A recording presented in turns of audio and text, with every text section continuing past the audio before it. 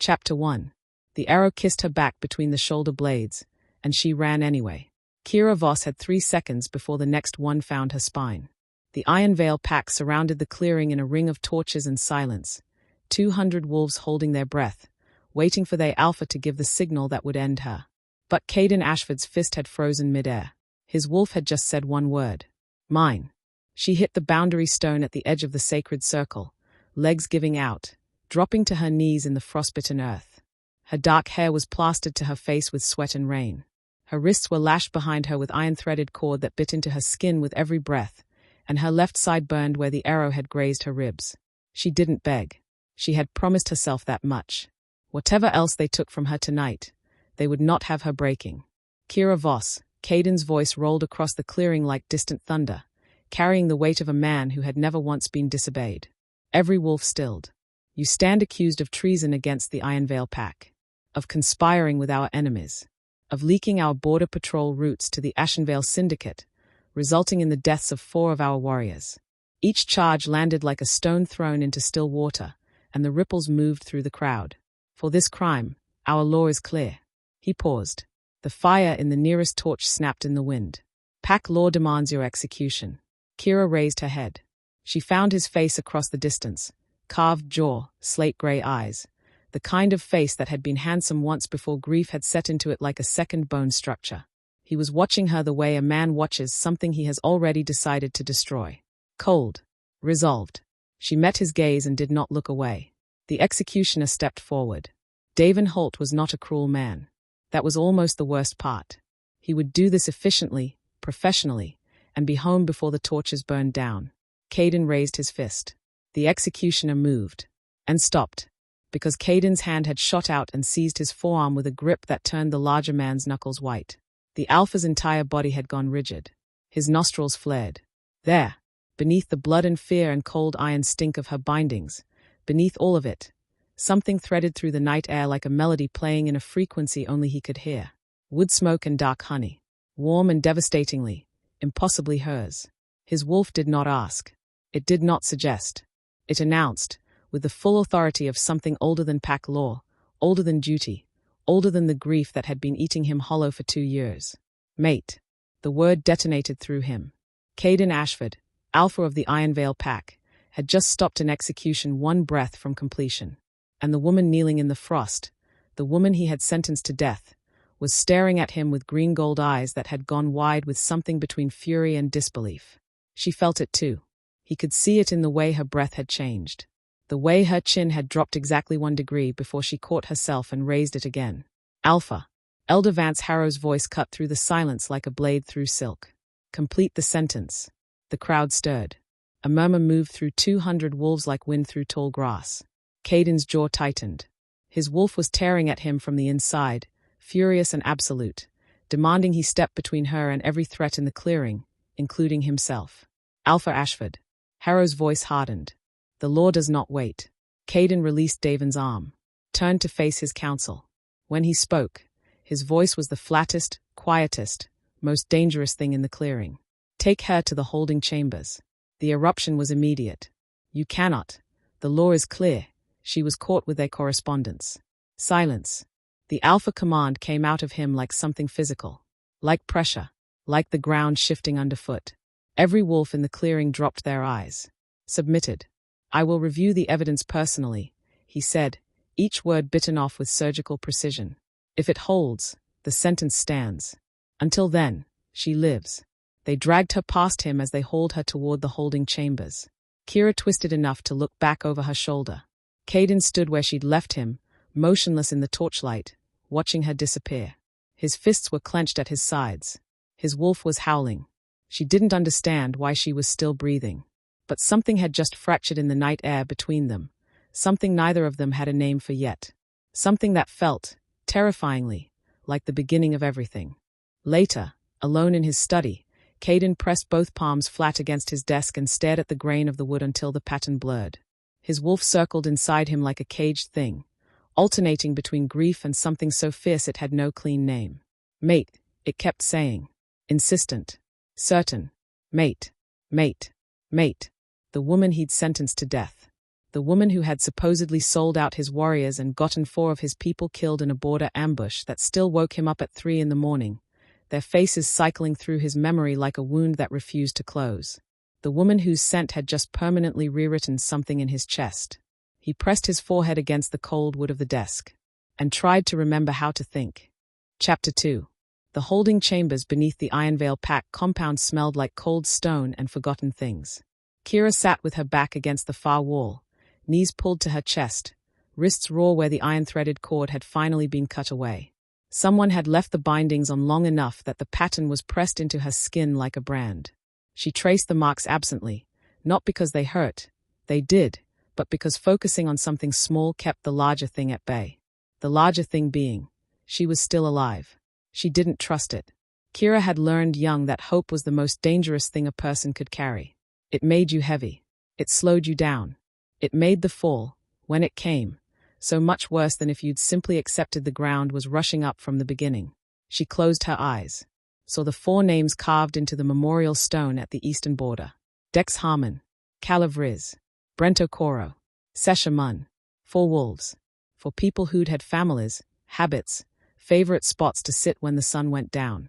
4 people who were dead because someone had fed Ironveil's patrol routes to the Ashenvale Syndicate, and Kira had been standing over the encoded correspondence when the Alpha's enforcers had burst through her door. She hadn't written it. She hadn't sent it. She didn't know whose hand had, only that it had been left somewhere she would find it, and that someone had made sure she'd be found with it. But what was the point of saying so? She'd said it 12 times during the tribunal. 12 times, her voice had gone into the room and vanished without leaving a mark. Death would come eventually. Today's delay only prolonged the inevitable.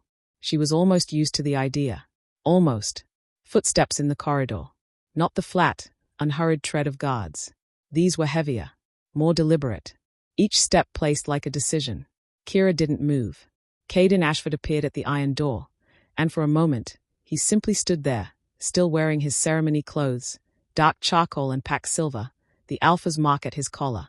The torchlight from the corridor caught the angles of his face and made him look like something carved for a warning rather than a welcome. His slate eyes found her in the dark.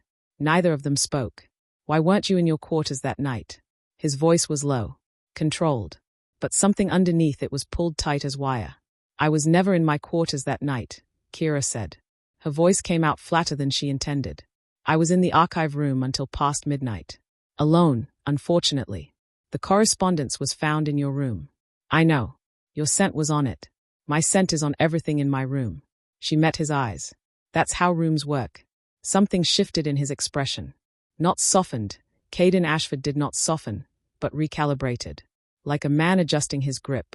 The cipher used, he said slowly, matches a coding system you were trained in. Border logistics. Supply routes. So was every senior pack administrator trained in it. Kira kept her voice even. There are 11 of us. You're only looking at me because I was convenient. You were caught with the evidence. I was framed with the evidence. The words tasted like iron. There's a difference, and I think some part of you knows that, or you wouldn't be here at midnight talking to someone you've already sentenced to die. Caden's jaw tightened. He stepped closer to the bars. His wolf surged immediately. The wood smoke and dark honey scent hit him again, fuller now, undiluted by crowd and torchfire, and the response in his chest was so violent he had to consciously keep his hands still at his sides. She was hurt. He could see it properly now that he was close. The graze along her ribs, the iron marks on her wrists, the bruise forming at her temple from where she'd hit the ground when they'd tackled her in the clearing. Your injuries, he said, the words coming out rougher than he intended. They weren't treated. No, Kira agreed, and there was nothing accusatory in her voice. Just fact, which was somehow worse. I'll send the pack healer. She looked at him with an expression that wasn't quite surprise and wasn't quite suspicion but lived in the narrow territory between them. Why? He didn't have a clean answer. Not one he could say out loud. Because you can't defend yourself if you're dead from infection was technically true and completely inadequate. Because my wolf won't let me leave you hurting was true and absolutely not something he was prepared to say to the woman he'd nearly executed an hour ago. He settled for, because I intend to conduct a proper review of the evidence, and I need you alive for it. Kira studied him for a long moment. Her green-gold eyes were doing something complicated that he couldn't fully read. I didn't betray this pack, she said quietly. Those 4 wolves, I knew them. Dex used to bring extra rations to the archive staff during long winter shifts. Kala taught my younger sister how to track. I would never. Her voice broke once, precisely, and then steadied. I would never. The sincerity in it landed somewhere in him that he hadn't expected to still be tender. His wolf howled. Before he could respond, lighter footsteps in the corridor announced Petra Cole, the pack healer, arriving with her kit and an expression of studied neutrality that told Caden she had a great deal of opinions she was choosing not to voice. Alpha, Petra said carefully. I thought I'd check the chamber ventilation. For mold. Structural concerns. Caden raised an eyebrow. Toxic mold, Petra added. Very dangerous. Affects the lungs. Might require medical treatment. Preventively. You're treating her, Caden said. Petra's shoulders dropped half an inch. She has iron contact burns and a rib graze that needs cleaning. If it gets infected. Do it. He stepped aside. You have 15 minutes. Petra moved to the cell with practiced efficiency. As Caden turned to leave, he paused at the corridor entrance. The tribunal transcripts, he said, without turning around. I'll read every word tonight. He didn't wait for an answer. He was halfway back to his study when Elder Harrow fell into step beside him, materializing from the shadows with the ease of a man who had spent decades making himself appear exactly where he was least wanted. The pack is watching, Harrow said. His voice was pleasant. It was always pleasant. Every hour she breathes, your authority breathes a little less. I'm investigating a discrepancy in the evidence. There are no discrepancies. The correspondence was in her possession. The cipher was hers. The timing, the wounds on our 4 warriors, Caden said quietly, were consistent with a southeastern approach. Kira's patrol route assignments would have sent the syndicate in from the north. He kept walking. Someone made a small error. I intend to find out who. Harrow's pleasant expression didn't change. But his eyes did, just briefly, just enough. Execute her by tomorrow night, he said. Or the council will begin asking questions about your judgment that you won't enjoy answering. Caden said nothing. Back in his study, he stood at the window for a long time, staring toward the holding chambers. His wolf couldn't lie. The mate bond couldn't lie. But 4 wolves were dead, and evidence was evidence, and something about this entire situation had the clean, deliberate shape of a trap. He was going to find out whose hands had built it. Chapter 3. The archive room looked exactly as it had the night of Kira's arrest. Caden stood in the center of it at dawn, breathing slowly, letting his wolf sort through the layers of scent the way a hand sorts through sediment at the bottom of a riverbed. Patience. Stillness. Let the picture assemble itself. Paper and ink. Lamp oil. The faint mineral smell of old stone. Kira's scent, wood smoke and dark honey, threaded through everything, which made sense. She worked here. This was her space. Her hands had touched every shelf, every ledger spine, every chair back. But beneath it, he crouched near the desk where the correspondence had been found, pressing his palm flat against the worn wood, and his wolf locked onto something that made the hair on the back of his neck rise. A third scent. Not Kira. Not any of the archive staff he'd already catalogued. Someone else had been in this room recently, within the last 4 days, and they had been careful. Pine resin and cold ash, the classic combination used by hunters who didn't want to be tracked. Deliberate. Practiced.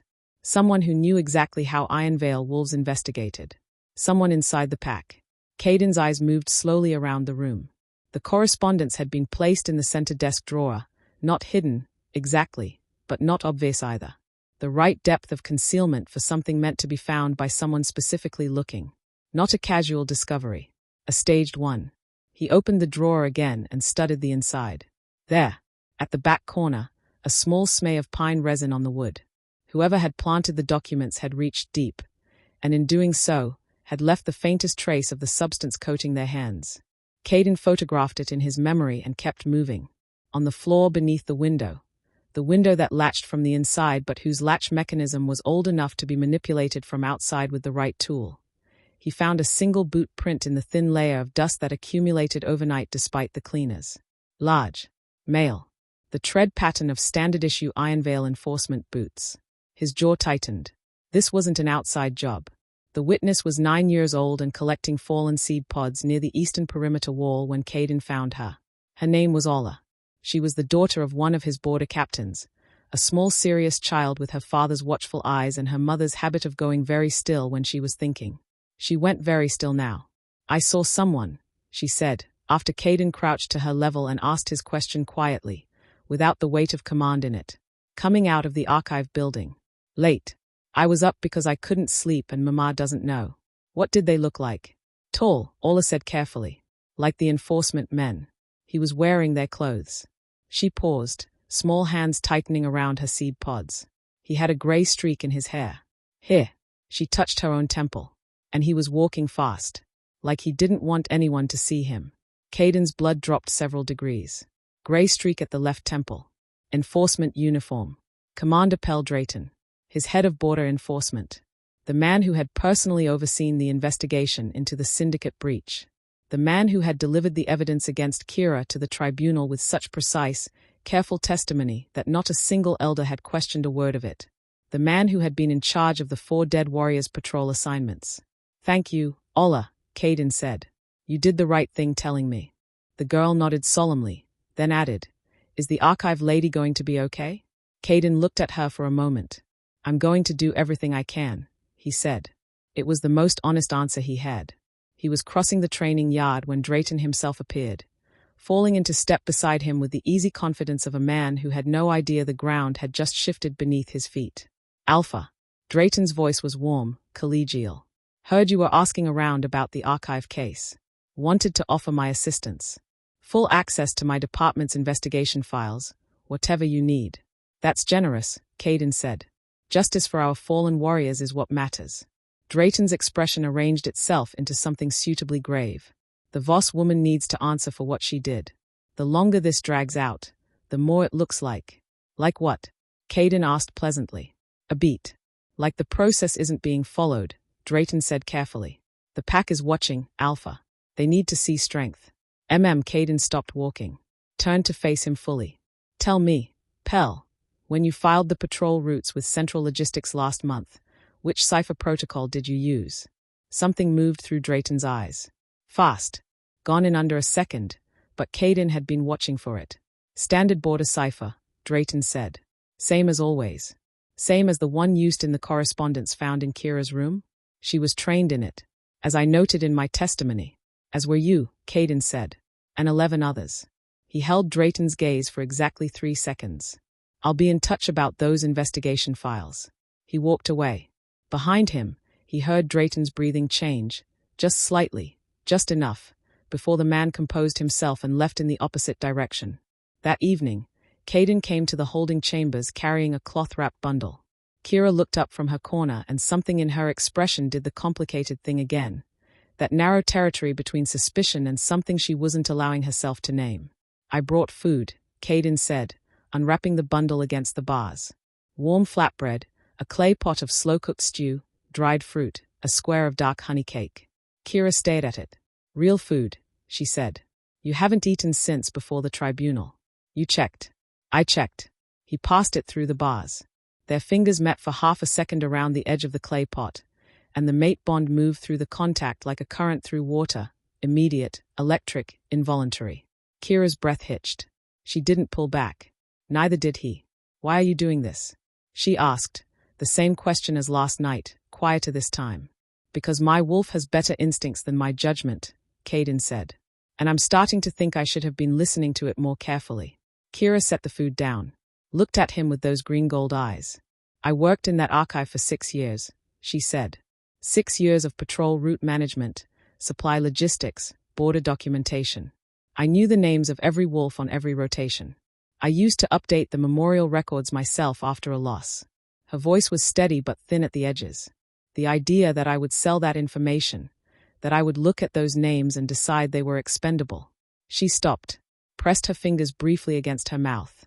"Tell me about the night you were arrested," Caden said. "Everything. From the beginning." Kira wrapped both hands around the clay pot for warmth and began. She'd been working late, later than usual, because a quarterly border summary was overdue and she'd wanted to finish it before morning. She'd been alone in the archive room from approximately the 9th hour until past midnight. On her way out, she'd noticed her desk drawer slightly ajar. She was meticulous about closing it, always, a habit so ingrained she'd have noticed if she'd left it open herself. She'd reached in to close it and felt the paper. She'd pulled it out, unfolded it, started reading. That was when Drayton's enforcement team had come through the door. The timing, Caden said. Too fast, Kira said, the realization arriving in her voice like it was arriving in real time, though he could see she'd been circling it for days. They were already in the building, already coming up the stairs. I'd had the paper in my hand for maybe 40 seconds, as if someone was waiting for you to pick it up. Her eyes met his. I was meant to find it at that exact moment, she whispered. They needed me holding it. Caden's wolf was snarling now, low and continuous, a sound that didn't make it out of his chest but vibrated through everything he did. There's a boot print in the archive room, he said. Enforcement tread. Pine resin on the desk. And a child who saw a man with a grey streak at his temple leaving the building late the night before your arrest. The color left Kira's face. Pell Drayton, she said. I haven't confirmed it yet. He ran the investigation. Her voice had gone very quiet. He chose which evidence went to the tribunal. He decided what the elders saw and what they didn't. Yes. He set it up and then personally handed them the conclusion. Yes. She was quiet for a moment, staring at the middle distance. Then, why me? I'm nobody important. I manage records. I'm not a threat to anyone. That, Caden said, is what I'm going to find out. He was almost at the corridor entrance when her voice came after him, lower than before. Caden. He stopped. She had never used his name. In 6 years of working within his pack, through tribunal and sentencing and 2 nights in the holding chambers, she had never once addressed him as anything other than Alpha. He turned. She was standing now, one hand around the bar, the firelight from the corridor catching the angles of her face and the green gold of her eyes. Be careful, she said. Whoever built this didn't make mistakes. The only reason you found what you found is because they didn't know you'd be looking this hard. A pause. They thought I'd be dead by now. The truth of that settled over him like cold water. So did I, he said quietly. He left before either of them could say what that admission had opened up between them. Back in his study, his beater, Roan Mercer, was waiting. Broad-shouldered and steady as a cliff face, Roan had been at Caden's side since before either of them held a title, and he had the particular talent of knowing when to speak and when to simply exist in a room. Right now, he read his Alpha's face and chose to speak. Drayton's been meeting with Elder Harrow, Roan said without preamble, setting a folded report on the desk. Twice this week. Private meetings, no record, no witnesses that anyone's admitting to. Caden stood very still. And there's something else. Roan's voice dropped. I pulled the original patrol assignments for the night of the ambush. The routes the syndicate used to hit our people. He paused. They weren't Kira's routes, Caden. The patrol rotations she filed and the ones that were actually implemented that night don't match. Someone changed the assignments after she submitted them. The room felt very quiet. Someone with administrative override access, Caden said. There are 4 people in this pack with that level of clearance. Let me guess, Caden said. Drayton is one of them. Roan nodded slowly. Harrow is another. The conspiracy opened beneath Caden's feet like a drop he hadn't seen coming. 2 of the most powerful figures in the Ironveil hierarchy, working in concert, building a frame so clean and so complete that an innocent woman had knelt in the frost and waited to die. 4 wolves had actually died. And Kira was supposed to be the explanation that closed every question before it could be asked. Pull every record of administrative overrides in the last 6 months, Caden said. Every access log. Every document modification. Already started, Roan said. There's more, Caden. Drayton's been moving funds. Small amounts, irregularly spaced, but the pattern, he spread several financial records across the desk. Someone's been paying him. Consistently. For about 18 months. 18 months. 4 months before the first border breach. 8 months before the warriors died. This had been planned for a long time. Bring me everything, Caden said. And Roan, he looked up. No one outside this room. Not yet. Roan nodded and left. Caden stood at his window, staring into the dark toward the eastern border where 4 names were carved in stone. His wolf was very quiet now. Not the frantic circling of before. Something colder. More certain. Someone had built this carefully and patiently, and they had been so confident in their architecture that they hadn't bothered to account for one variable. The mate bond. The one thing no amount of planning could predict or prevent. The one thing that had stopped a fist midair and changed everything. Caden pressed his palm against the cold glass of the window.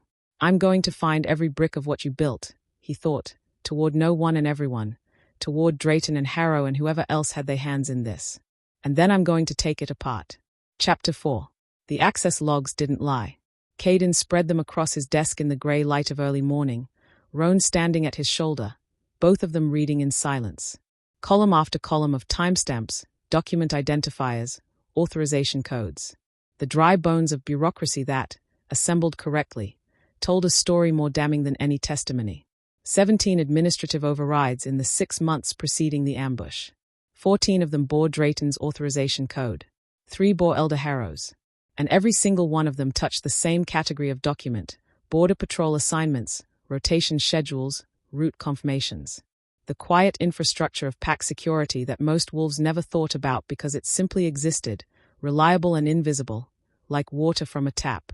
Someone had been in that infrastructure for a year and a half, adjusting, redirecting, making small calculated changes that compounded over time into something catastrophic. He didn't just change the routes the night of the ambush, Roan said, his voice carefully flat. He's been feeding adjusted intel for months, building a relationship with the syndicate, making himself useful to them. For payment, Caden said. 18 months of it. Roan pointed to the financial pattern he'd mapped overnight, numbers arranged in a grid that told their own story. The amounts vary enough to avoid pattern detection in standard audits. But the intervals, he traced the spacing with one finger. Regular as tides. Caden stared at the numbers. 4 wolves dead so that Pell Drayton could pad his accounts and position himself for whatever came next. 4 names on a memorial stone. Dex, Calla, Brent, Sesha. Real people with habits and histories and people who missed them, reduced to line items in someone else's long game. His wolf was very still inside him, the way it went still before something serious. What does Harrow get out of it? Caden asked. That's the part one haven't figured yet. Roan's jaw was tight. The financial trail doesn't touch him directly. His involvement is in the document access. He co-authorized 3 of the overrides, which means he knew. But why? Power, Caden said. Or the removal of something that threatens it. He thought about Harrow's face the night of the execution. The way the old elder had pushed so hard, so consistently, for Kira's death. The urgency beneath the procedural language. The almost personal insistence. Pull Kira's personnel file, Caden said. Her full history. Background documentation. Everything from her pack intake records forward. Roan looked at him. You think this goes deeper than Drayton? I think Drayton is the instrument, Caden said. I want to know who's conducting. By midday, he was in the holding chambers. Kira looked up as he rounded the corner, and something in his face must have read differently than it had on his previous visits, because she straightened slowly from her position against the wall, her eyes sharpening. He unlocked the cell door. Not partway. All the way. The hinges moved with a sound that seemed very loud in the underground quiet. Kira stood very still, watching him. The access logs confirmed the patrol routes were altered after your submission, Caden said.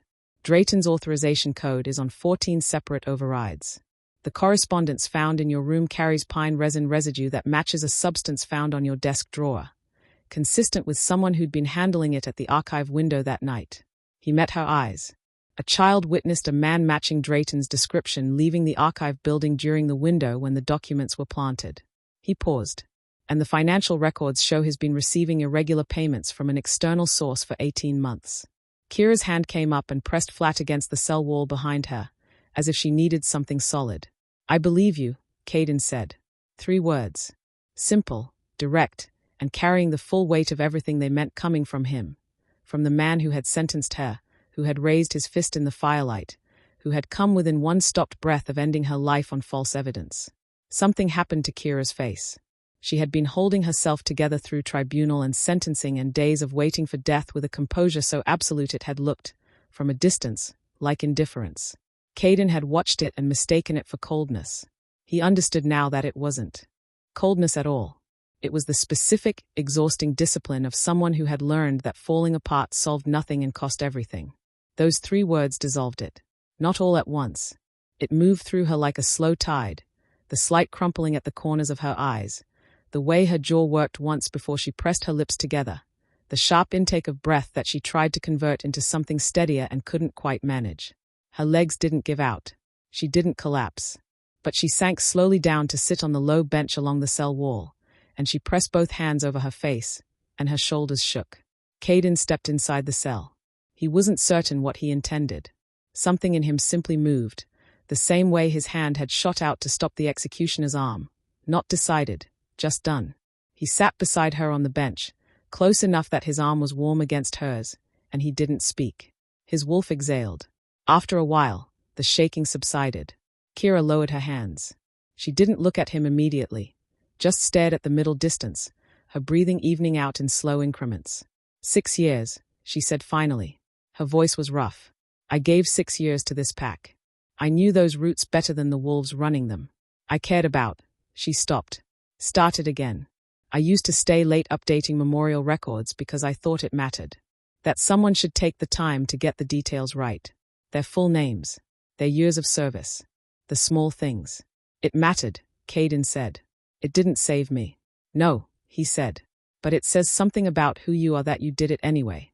She turned to look at him then, properly, at close range, and the mate bond moved between them like a held note, resonant, patient, waiting.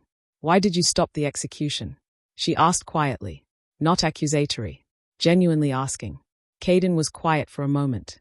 My wolf, he said. It recognized you. The words landed in the space between them with a weight that both of them felt. Kira's breath changed slightly. Recognized me as what?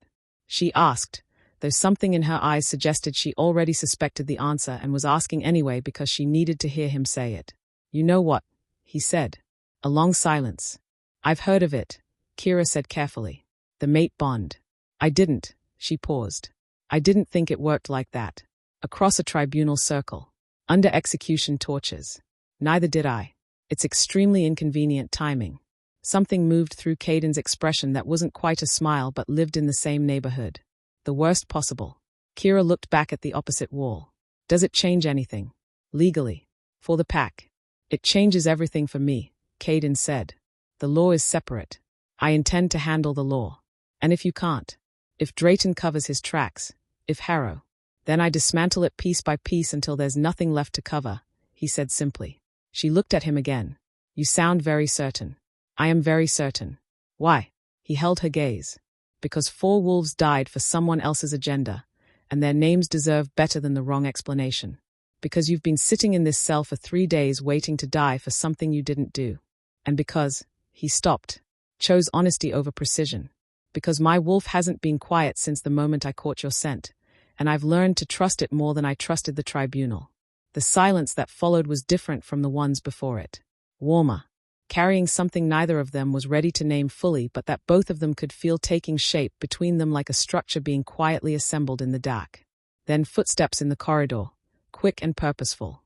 Roan appeared at the cell entrance, his expression doing the specific thing it did when he had information that couldn't wait. The personnel file, he said, glancing between them with carefully maintained neutrality. You need to see it. Both of you. They spread it across the table in Caden's study. Kira wrapped in a borrowed cloak, Roan at the window keeping watch, Caden beside her reading over her shoulder. The file was thinner than it should have been. 6 years of service should have generated more documentation than this. Performance reviews, commendations, the standard accumulation of a working life. What remained was sparse, almost skeletal, as if someone had been periodically removing pages. Your intake record, Roan said, pointing. Look at the original registration date. Kira looked. I arrived here when I was 14. I know that. Look at the authorizing signature. She looked. Her face went very still. Harrow, she said. Elder Vance Harrow personally overrode standard intake protocol to register you without full bloodline documentation, Roan said. Which is irregular. Intake protocol requires bloodline verification for all new pack members. He paused. The question is why an elder would personally intervene in the registration of a 14-year-old refugee with no recorded family. Unless he knew who she was, Caden said slowly.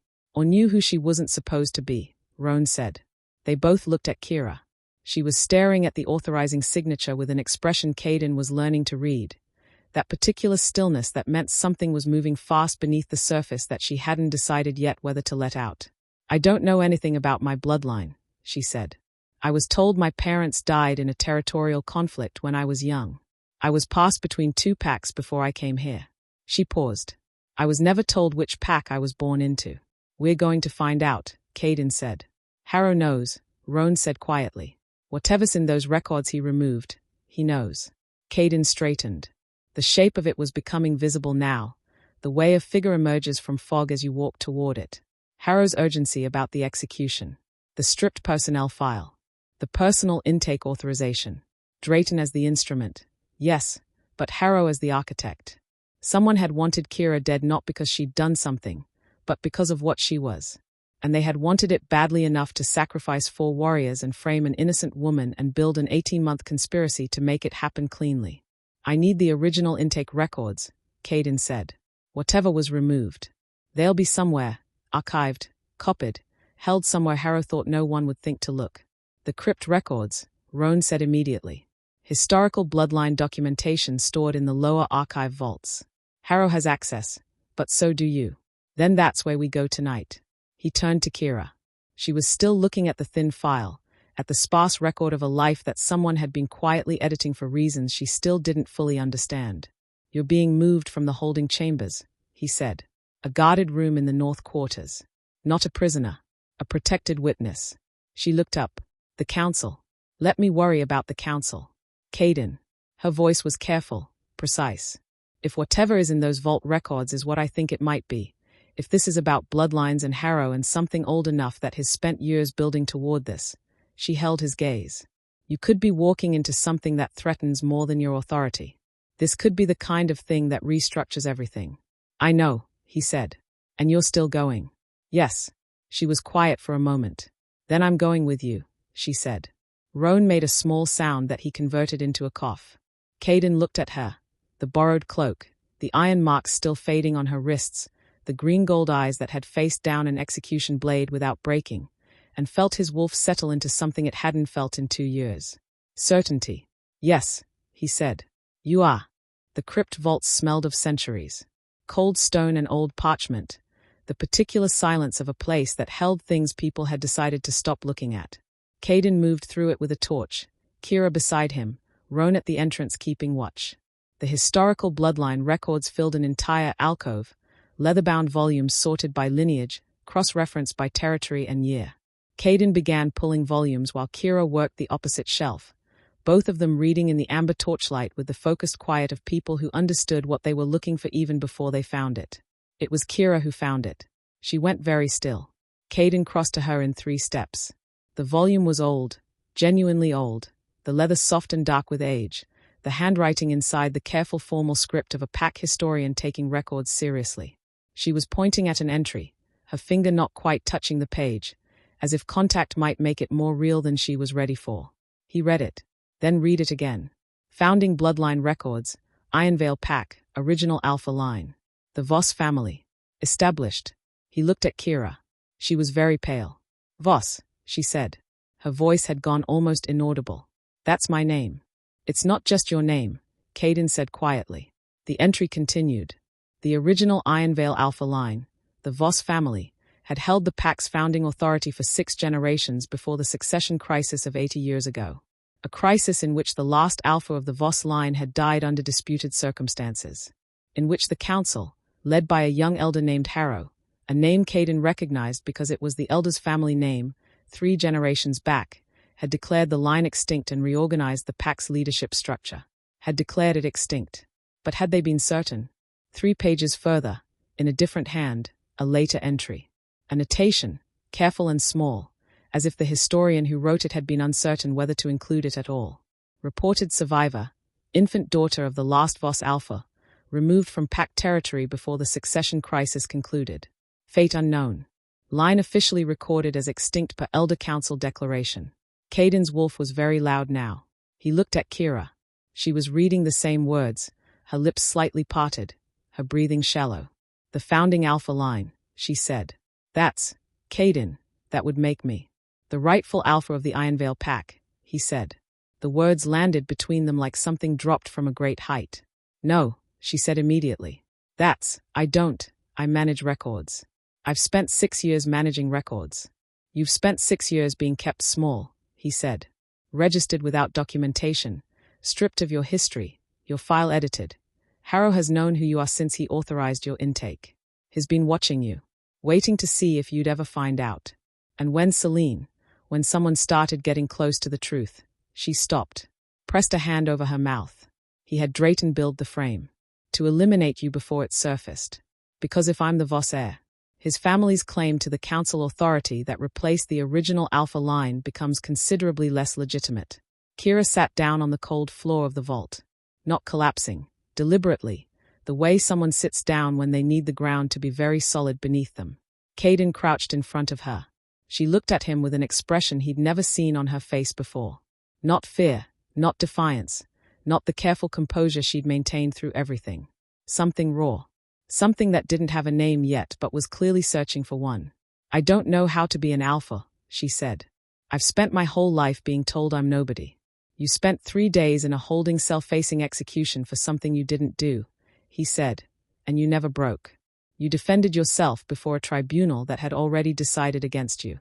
You told me the truth every time, even when you had no reason to believe I'd listen. He held her gaze. That's not nobody. That's never been nobody. She looked at him for a long moment. You're losing something in this too, she said quietly. If the Voss line is legitimate, your authority, your family's position. My family held authority by default, not by right, he said. We've led this pack. I believe we've led it well. But if the true line lives, he paused, then the true line should know it lives. What happens after that is a choice. Yours. Something shifted in her eyes. The beginning of something. Not confidence yet, but the ground floor of it.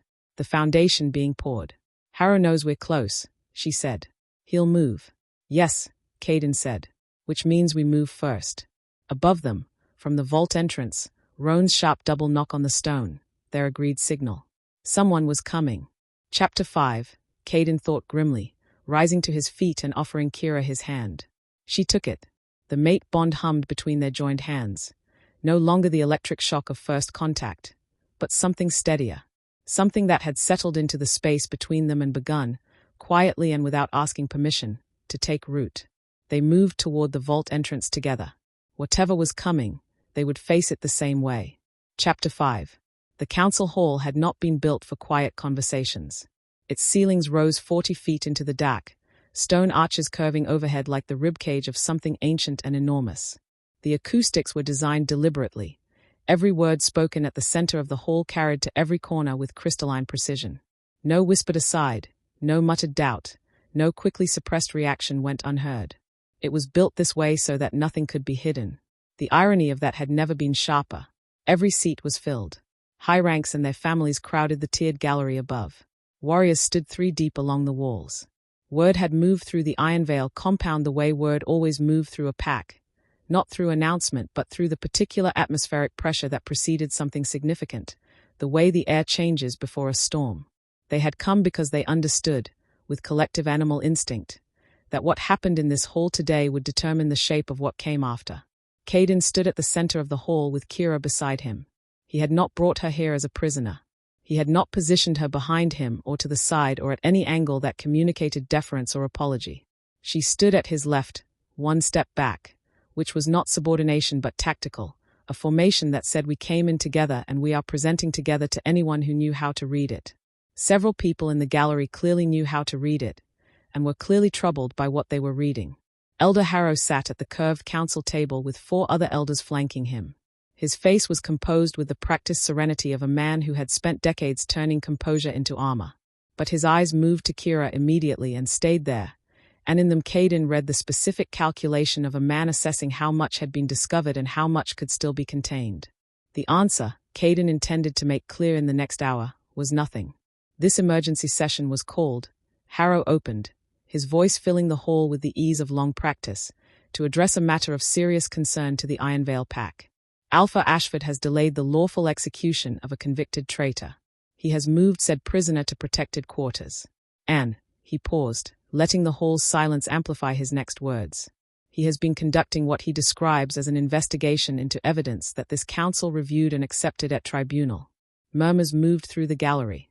In doing so, he has undermined the authority of this council, created confusion about pack law, and demonstrated a troubling pattern of judgment compromised by, another pause, personal attachment. The hall went very still. Harrow's gaze moved to Kira, then back to Caden, and the implication was complete without a single additional word. Elder Harrow, Caden said. His voice was even. He let the hall carry it. Thank you for the summary. I'd like to present the evidence I've gathered. After which, this council is welcome to form whatever conclusions it chooses. Harrow gestured magnanimously. By all means. He expected, Caden knew, a thin case. Speculation. Instinct dressed as investigation. The kind of defense a compromised alpha builds when he wants to protect someone and needs a justification to dress it in. Instead, Caden laid the access logs on the council table. Roan carried them forward in a bound file, printed clearly, time-stamped, cross-referenced. 14 administrative overrides bearing Drayton's authorization code. 3 bearing Harrow's. Every one of them touching Border Patrol documentation in the months preceding the ambush. The hall was very quiet. The patrol routes our 4 warriors followed the night they died, Caden continued, do not match the routes submitted by Kira Voss in her quarterly filing. They match the routes as modified by these overrides. Someone with administrative clearance changed the assignments after submission and before implementation. He let that land. Kira Voss does not have administrative override clearance. She never has. Commander Drayton does. Somewhere in the gallery, a sound that might have been a sharply indrawn breath. Furthermore, Caden said, the correspondence planted in Kira's quarters bears physical evidence inconsistent with her handling it.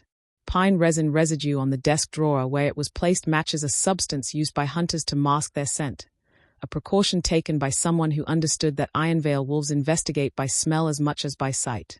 He paused, and a witness of credible character observed a man matching Commander Drayton's description leaving the archive building during the specific window when the documents were planted. Harrow's composure had not cracked. It had, however, tightened, the way ice tightens as the temperature drops, becoming simultaneously more rigid and more brittle. Compelling theories, he said. But theories. The tribunal heard the evidence as presented and reached its conclusion through proper process. The tribunal heard the evidence as filtered through Commander Drayton's investigation, Caden said. The same Commander Drayton whose financial records show 18 months of irregular external payments beginning 4 months before the first border breach. The hall erupted. Not chaos. Pack wolves were disciplined enough for that, but a sudden surging wave of sound, overlapping voices, the gallery shifting like a single organism responding to a shock. Caden let it run for 3 seconds, then brought his alpha command down over it like a hand placed flat on a drumskin. Silence. Additionally, he said, I have reviewed the original bloodline vault records and found documentation pertaining to Kira Voss's lineage that was not included in her intake file.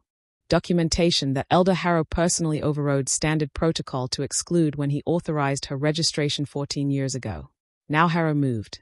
Not dramatically, a slight forward shift, weight redistributing, the almost imperceptible recalibration of a man changing his stance. Alpha Ashford, he said, and his voice had changed beneath the pleasantness. Something harder audible in it now. You are making extremely serious accusations against a decorated commander and a senior elder of this council based on documented evidence that I am prepared to present in full, Caden said. If the council would like to review it. What I would like, Harrow said, and now the pleasantness was entirely gone, replaced by something cold and deliberate, is for this council to vote on whether Alpha Ashford's judgment remains fit to lead this pack. His conduct in this matter has been characterized by delay, obstruction, compromised decision-making, and now a public attack on council members without his forcing your hand.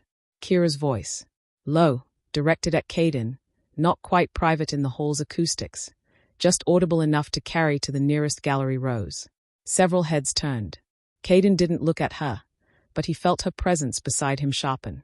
Before the vote proceeds, he said, I invoke the right of the accused to speak in their own defense before the full pack. Pack Law, Article 7, Pre-Tribunal Hearing Rights. Unimpeachable. Harrow's jaw tightened. He couldn't refuse it. Article 7 was older than anyone in the hall. The accused may speak, he said. Every eye in the hall moved to Kira. She had never addressed a full council session.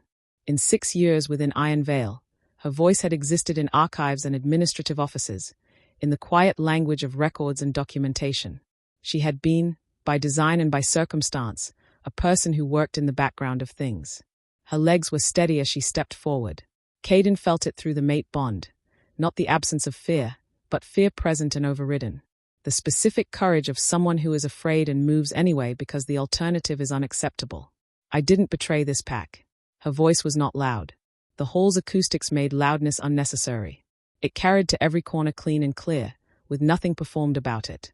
I've sat in a holding cell for 4 days expecting to die for 4 names carved on a memorial stone at the eastern border. She looked around the hall slowly, meeting eyes rather than dropping her gaze. Dex Harmon, Calavriz, Brento Coro, Seshamun. I updated their records myself after the ambush. I got their years of service right because I thought it mattered that someone did. The gallery was very still. I know what I'm being accused of. I know that the evidence against me was well constructed, and I know that I was found in circumstances designed to look conclusive. Her voice was steady. I also know that the wolf who built those circumstances is sitting at that table. Harrow's expression did not change. I'm not asking you to take my word over evidence, Kira continued. I'm asking you to look at the evidence that wasn't presented to the tribunal. The overrides. The financial records. The boot print in the archive room. The timeline that puts me holding that correspondence for 40 seconds before an enforcement team that was already in the building came through the door. She paused. 40 seconds. For a message I supposedly wrote and sent and then kept in my desk drawer for a reason that no one has been able to explain, because there isn't one. She looked at Harrow directly. Someone built this very carefully, she said. They built it because eliminating me mattered enough to sacrifice 4 warriors and 18 months of planning. The question this council should be asking is why. What is it about one archive administrator that justifies that level of investment? She let the question sit in the hall's silence. I think some of you already suspect the answer, she said quietly. And I think that's why the vote that's about to happen is going to be closer than it should be. She stepped back. The hall was silent for a long moment. Then Elder Priya Sutton, the second eldest council member, a woman who had said nothing yet and whose face had been unreadable throughout, set her hands flat on the table. I would like to review the access logs, she said. Before any vote. Harrow looked at her. The vote has been called, he said. Article 12, Sutton said calmly. Any council member may request a 30-minute evidence review before a fitness vote. The article is unimpeachable. 2 other elders nodded. Harrow's expression remained composed. But his hands, Caden noticed, had closed into fists beneath the table. The 30 minutes stretched into 90. Caden waited in the antechamber with Roan and Kira, the 3 of them mostly quiet. Roan stood at the window. Kira sat with her hands wrapped around a cup of water that Caden had brought her, staring at the middle distance. You were extraordinary in there, Roan said, to no one in particular, with the specific neutrality of a man who had decided to say it and was pretending he hadn't decided. Kira glanced at him. I was terrified. Yes, Roan said. That's what made it extraordinary. Caden watched her absorb this. She looked at him. The bloodline records. If the council accepts them. One thing at a time, he said. You keep saying that. Because it keeps being true. Something that was almost a smile moved at the corner of her mouth. Not quite, but close.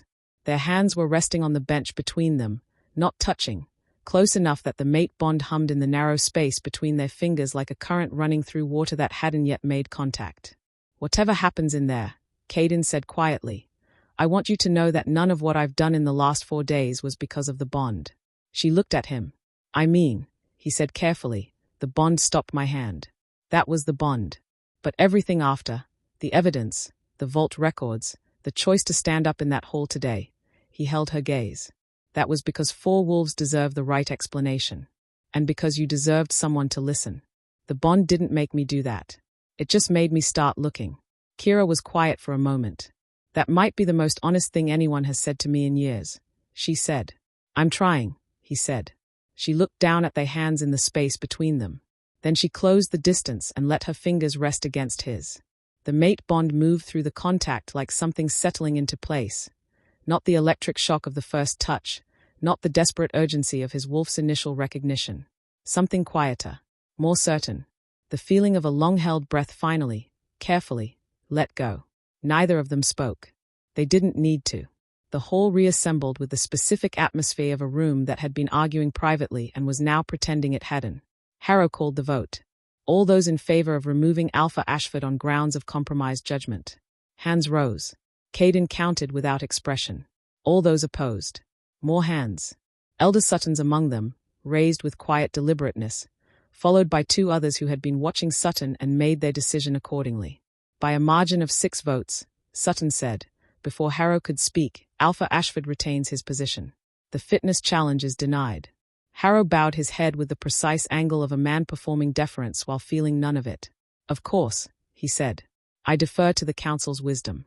Furthermore, Sutton continued, in the same calm voice, given the evidence presented today, this council formally requests an independent review of Commander Drayton's conduct and the original tribunal proceedings. Pending that review, Commander Drayton is suspended from active duty. Across the hall, Caden watched Drayton's face go carefully blank. The council so notes, Sutton said. We are adjourned. The hall erupted into sound. Caden turned to Kira. She was watching Harrow. The elder had risen from the council table and was moving toward the side exit with the unhurried deliberateness of a man who had somewhere to be and didn't intend to be stopped getting there. He didn't look at Kira as he passed. But at the last moment, he did. One look. Brief, calibrated, entirely without warmth. The look of a man who had lost a battle and was already planning the next one. He's not done, Kira said quietly. No, Caden agreed. What does he do now? Caden watched Harrow disappear through the side exit, and felt his wolf's hackles rise with the specific instinct of something that knows the fight has changed shape but hasn't ended. He does something desperate, Caden said. How long do we have? He thought about Harrow's eyes. The calculation in them. The 80-year-old secret that had just been half-surfaced in a hall full of witnesses. Not long, he said. We need to move tonight. Chapter 6. The North Quarters room was small and plainly furnished. A bed, a desk, a window that looked out over the training grounds. But it had a door that locked from the inside, and after 4 days in a holding cell that was a luxury Kira felt in her bones. She stood at the window in the hour after the council session, watching the compound settle into its evening rhythms. Training groups dispersing. Cook fires lit. The ordinary machinery of pack life continuing its rotation, indifferent to the fact that everything had just shifted on its axis. Below, she could see wolves talking in small clusters, the body language of people processing something significant. Several glances moved up toward her window. She didn't step back from them. She was done stepping back. A knock at the door. Not the flat authoritative knock of a guard or the quick functional knock of Roan delivering information. Considered. Unhurried. Come in, she said. Caden entered carrying 2 things, a small clay lamp and a worn leather case she didn't recognize. He set the lamp on the desk and stood for a moment in the warm light it threw, looking at her with an expression she was learning to read. Not the closed granite of his public face. Not the careful, controlled expression he used in the council hall. Something underneath all of that, quieter and more exposed, that he seemed to produce only in rooms where it was just the 2 of them. How are you? He said. Not quite a question. I don't entirely know, she said honestly. I keep waiting to feel something conclusive and instead I feel about 17 things simultaneously. That sounds accurate, he said. He set the leather case on the desk beside the lamp and opened it. Inside, nestled in dark cloth, were 2 small glass vials, one containing ink the color of deep water, one containing fine pale ash, and a narrow brush made from what looked like silver-tipped wolf hair. Kira looked at them, then looked at him. Caden. I know, he said. I know the timing is. I know what it looks like. I'm not asking you to make a permanent decision about what we are to each other. I'm not asking you to know something you don't know yet. He held her gaze with the specific directness she'd noticed was particular to him. Not aggressive, just completely present, completely honest. But Harrow is going to move. Probably tonight. And when he does, I want every wolf in this pack to know exactly where I stand before they are asked to choose a side. The mate mark, she said. Yes. If you mark me now, before the bloodline claim is formally accepted, before the council has ruled on any of it, then every wolf who sees it will know I chose you before I knew the outcome, he said. Not because of what you are by blood, because of who you are in fact. He paused. There's a difference. I want the pack to see that difference. Kira was quiet. Outside, the training grounds had emptied. The compound had settled into its evening quiet, the specific stillness of a place where most people were inside and the spaces between buildings belonged to wind and firelight. I felt the bond, she said carefully. From the first moment. I felt it and I didn't let myself think about it because I was expecting to die and it seemed like an extraordinarily cruel joke from the universe. Her voice was steady. I've been letting myself think about it since you said you believed me. And it's terrifying, she said. And real. And I don't know how to hold both of those things at once. You don't have to hold them perfectly, he said. Just hold them. She looked at him for a long moment. At the lamp light on the planes of his face, the careful stillness of him, the way he stood in her space without filling it without her permission, present but not pressing. Show me what it looks like, she said. The mark. He stepped closer. His hand came up and his fingers traced a path along the left side of her throat, light, barely touching, following the line where the ceremonial ink would go. The mate bond moved through even that near contact like something breathing. Here, he said quietly. Traditional placement. It's visible. It's meant to be. A declaration, she said. Yes. To the whole pack. Yes. She was quiet for another moment. Then, do it. Something moved through his expression. Not triumph. Nothing so sharp as that. Something closer to relief. The particular relief of a held breath released. He opened the leather case and prepared the brush with the careful attention of a man who understood that what he was doing mattered and wanted to do it correctly. The ink was cool against her skin, the ash warmer, and the sensation of the brush moving in the formal pattern of the mate mark was strange and precise and surprisingly tender. Caden worked in silence. The lamp threw steady light. Outside, the wind moved through the compound. The mate bond, as the mark took shape, did something Kira hadn't been prepared for. It didn't intensify. It deepened. There was a difference. Intensity was volume, loudness, the electric shock of first recognition. What happened now was structural, like a foundation being laid beneath something that had been standing on uncertain ground. The bond settled into her chest with the specific weight of something that had decided it was staying. She felt him feel it too, saw it in the slight change in his breathing. When it was done, he set the brush down and looked at what he'd made. Then he looked at her face. Kira, he said. Just her name, but with something in it she'd never heard directed at her before. The full attention of someone who was looking at you and seeing everything and finding it not just acceptable but specifically, irreversibly wanted. She kissed him. Not tentative. Not exploratory. The kiss of someone who had been certain about something for longer than she'd admitted and was done pretending otherwise. He responded immediately and completely, one hand rising to cup her face with a gentleness entirely at odds with the size of him. His thumb tracing the edge of the fresh mate mark with reverence, the mate bond flaring between them like a room where every lamp has just been lit at once. When they separated, both of them were slightly breathless. I've been wanting to do that, she said, since approximately the moment you walked into the holding chambers carrying food. The clay pot moment, he said. The clay pot moment. Something genuine moved through his expression then, unguarded in a way she suspected very few people ever saw. Not the almost smile from before. An actual one, brief and real. Come here, he said. She went. Later, much later, in the deep quiet of the compound's sleeping hours, she lay against his chest and listened to his heartbeat and thought about the specific strangeness of being alive. 4 days ago she had been kneeling in the frost expecting to die. Now she was here, with the mate mark warm on her throat and the bond humming steadily between them like a second pulse. And the world had reorganized itself into a shape so different from 4 days ago that she kept waiting for it to rearrange back. You're thinking very loudly, Caden said. He hadn't been asleep either. I'm thinking about contingencies, she said. Of course you are. Harrow has had 80 years of his family's claim to that council seat, she said. The founding bloodline records put a direct challenge to that. Even if the council accepts the documentation, even if every elder votes to acknowledge the Voss line, he doesn't just accept that. Men who have held power for 80 years don't accept things gracefully. No, Caden agreed. He's going to do something, she said. Something that doesn't go through the council. Something he can control completely. Yes. What does he have access to? Caden was quiet for a moment. His family has maintained a network of alliances outside the pack. Other territories. Wolves who owe them. There are old agreements, favors accumulated over decades. He paused.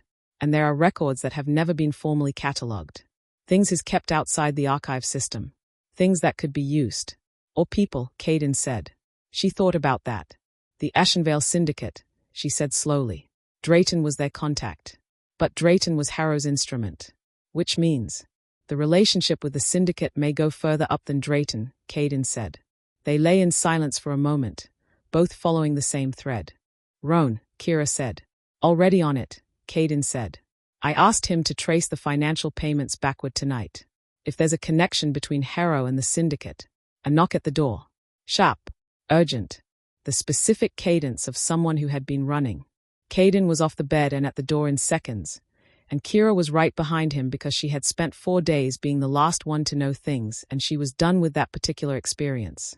Roan stood in the corridor, slightly out of breath, his expression carrying the weight of someone who had found what he was looking for and wished he hadn't. Harrow's gone, Roan said. His quarters are empty. Weapons gone, personal documents gone. He looked at Caden, and 3 of his allied warriors went with him. Where? Caden said. Not a question. Eastern border, Roan said. Near the old Voss territory boundary. Kira's blood went cold. The syndicate, she said. Roan's jaw tightened. That's my read. And Caden, he hesitated. There's something else. I followed the financial trail back like you asked. The payments to Drayton. They go through 3 layers of intermediary accounts, but at the origin, he held out a folded document. It's not syndicate money. It never was. Caden took the document. Read it. His expression changed in a way Kira had not seen before. Not rage, not shock, but the specific stillness of a man absorbing something that relines a very large number of things at once. He handed it to her. She read it. The origin account was held under a territorial trust name she didn't immediately recognize. But the signatory on the trust documentation was a name she did recognize. Harrow. Not the elder. Not Vance Harrow. Ilara Harrow, she said. Who is? His daughter, Roan said. Who has been living in Ironveil territory for 11 years. He paused. Married to the syndicate's second-in-command. The silence that followed had a particular quality. The silence of a picture that has just finished assembling itself and is considerably worse than any of its individual pieces suggested. This isn't just about the bloodline records, Kira said slowly. He's been working with the syndicate through his daughter for over a decade. The financial payments, the border breaches, the 4 warriors. All of it serves the same purpose, Caden said. Destabilize the pack. Create openings. And eliminate anyone who gets close enough to the truth to unravel it. Which is why the frame had to be perfect, Roan said. It wasn't just about burying the Voss bloodline. It was about removing the one person in the pack archives who was in a position to notice the pattern in the document modifications. Because I would have found it, Kira said quietly. Eventually. In the records. I was meticulous about the records. She felt the specific cold clarity of a thing finally fully understood. He knew that. That's why Harrow registered me personally. Not to watch me. To watch what I was looking at. And when you got too close. He moved. She looked at Caden. He's been planning this since before I arrived. And now he's running, Caden said, which means he knows the plan has failed. He moved to the window, looked out at the dark compound. A desperate man with syndicate connections, 3 armed warriors, and 80 years of accumulated alliances. What does he do now? Roan asked. Kira thought about the look Harrow had given her as he left the council hall. The calculation in it. The absence of anything like concession. He doesn't run, she said. He repositions. He goes to the syndicate and he offers them something he hasn't offered yet. Something that makes the deal worth reactivating. She looked at Caden. He'll tell them the pack leadership is in transition. That there's a legitimacy dispute. That if they move now, while we're destabilized. He gives them an opening, Caden said. In exchange for reinstatement, Roan said grimly. Harrow as Alpha Regent under syndicate protection. A puppet council. Control of the pack's territory and resources. He shook his head. It's the one play he has left. When? Caden asked. The new moon is in 2 nights, Roan said. No light. Maximum concealment for a border incursion. If I were planning it. Roan, Kira said. Already on it, Caden said. I asked him to trace the financial payments backward tonight. If there's a connection between Harrow and the syndicate. A knock at the door. Sharp. Urgent. The specific cadence of someone who had been running. Caden was off the bed and at the door in seconds, and Kira was right behind him because she had spent 4 days being the last one to know things, and she was done with that particular experience. Roan stood in the corridor, slightly out of breath, his expression carrying the weight of someone who had found what he was looking for and wished he hadn't. Harrow's gone, Roan said. His quarters are empty. Weapons gone, personal documents gone. He looked at Caden. And 3 of his allied warriors went with him. Where? Caden said. Not a question.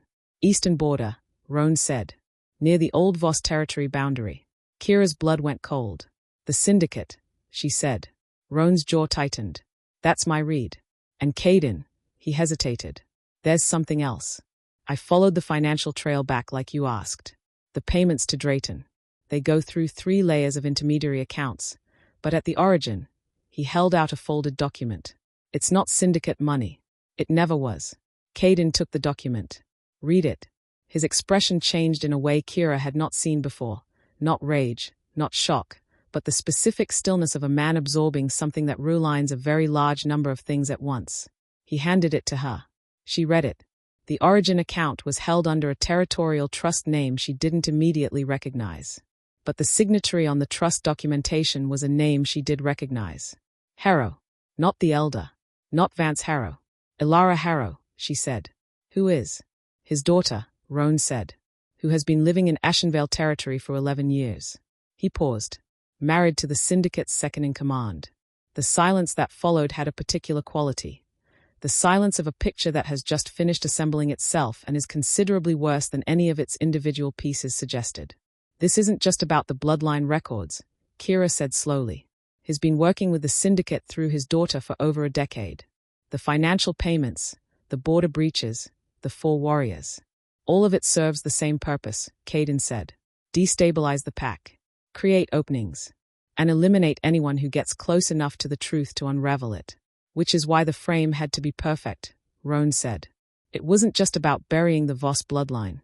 It was about removing the one person in the pack archives who was in a position to notice the pattern in the document modifications. Because I would have found it, Kira said quietly. Eventually. In the records. I was meticulous about the records. She felt the specific cold clarity of a thing finally fully understood. He knew that. That's why Harrow registered me personally. Not to watch me. To watch what I was looking at. And when you got too close. He moved. She looked at Caden. He's been planning this since before I arrived. And now he's running, Caden said, which means he knows the plan has failed. He moved to the window, looked out at the dark compound. A desperate man with syndicate connections, 3 armed warriors, and 80 years of accumulated alliances. What does he do now? Roan asked. Kira thought about the look Harrow had given her as he left the council hall. The calculation in it. The absence of anything like concession. He doesn't run, she said. He repositions. He goes to the syndicate and he offers them something he hasn't offered yet. Something that makes the deal worth reactivating. She looked at Caden. He'll tell them the pack leadership is in transition. That there's a legitimacy dispute. That if they move now, while we're destabilized. He gives them an opening, Caden said. In exchange for reinstatement, Roan said grimly. Harrow as Alpha Regent under syndicate protection. A puppet council. Control of the pack's territory and resources. He shook his head. It's the one play he has left. When? Caden asked. The new moon is in 2 nights, Roan said. No light. Maximum concealment for a border incursion. If I were planning it. Chapter 7. The assembly ground had seen every significant moment in Ironveil Pack history. Coronations. Funerals. The formal declarations of war and peace that punctuated the centuries like punctuation marks in a very long sentence. The stone platform at its center was worn smooth by generations of feet and weather, and the tiered banks of seating that curved around it on 3 sides held, at capacity, every wolf in the pack. At capacity was what they were now. Word had moved through the compound before dawn. Not an announcement, not a formal summons, just the atmospheric pressure again. That collective animal knowing that said something is happening and you should be present for it. By the time the morning light had fully established itself over the eastern ridge, every seat was filled and wolves who couldn't find seats were standing 3 and 4 deep along the outer edges. Kira stood in the preparation room beneath the platform and tried to remember how to breathe at a normal rate. You don't have to do this today, Myra Tolan said. Myra was the pack historian, 60 years old, silver-haired, with the particular quality of stillness that came from spending a lifetime with documents rather than people. She had authenticated the vault records the previous night with the methodical thoroughness of someone who understood that her name on those documents would be the thing that made them unassailable, and she had done it without drama or hesitation. Now she was watching Kira with an expression that was not quite maternal and not quite professional, but somewhere in the quiet territory between them. I think I do, Kira said. The council has accepted the documentation, Myra said. Sutton's authentication is formal. The bloodline claim is legally recognized as of this morning. You don't need to stand up there for the law. I know, Kira said. I need to stand up there for the pack. Myra was quiet for a moment. Your grandmother, she said, by my research, was a woman named Kira Voss. She was described in the historical records as, and I am quoting directly from a historian who had no reason to be generous, formidably composed under pressure. She paused. I thought you should know that. Kira absorbed this. Did she win? She asked. She survived, Myra said. Which was the harder thing, given the circumstances? Kira thought about that. Then she straightened her shoulders and went up. The assembly ground went quiet as she emerged onto the platform. Not the polite quiet of an audience settling. The deep, involuntary quiet of a group of animals responding to something their instincts recognized before their minds caught up. 200 wolves going still at once, the way a forest goes still when something significant moves through it. Kira stood at the center of the platform and let them look. She was wearing silver, not ceremonial robes, nothing so formal as that, just a silver-gray tunic that Caden had left outside her door that morning without comment. Simple and deliberate. The mate mark was visible at her throat, dark against her skin, unmistakable at 20 paces. Caden stood at the edge of the platform. Not beside her. That would come later. This moment needed to be hers, unqualified by proximity to his authority. She found Roan's face in the front row.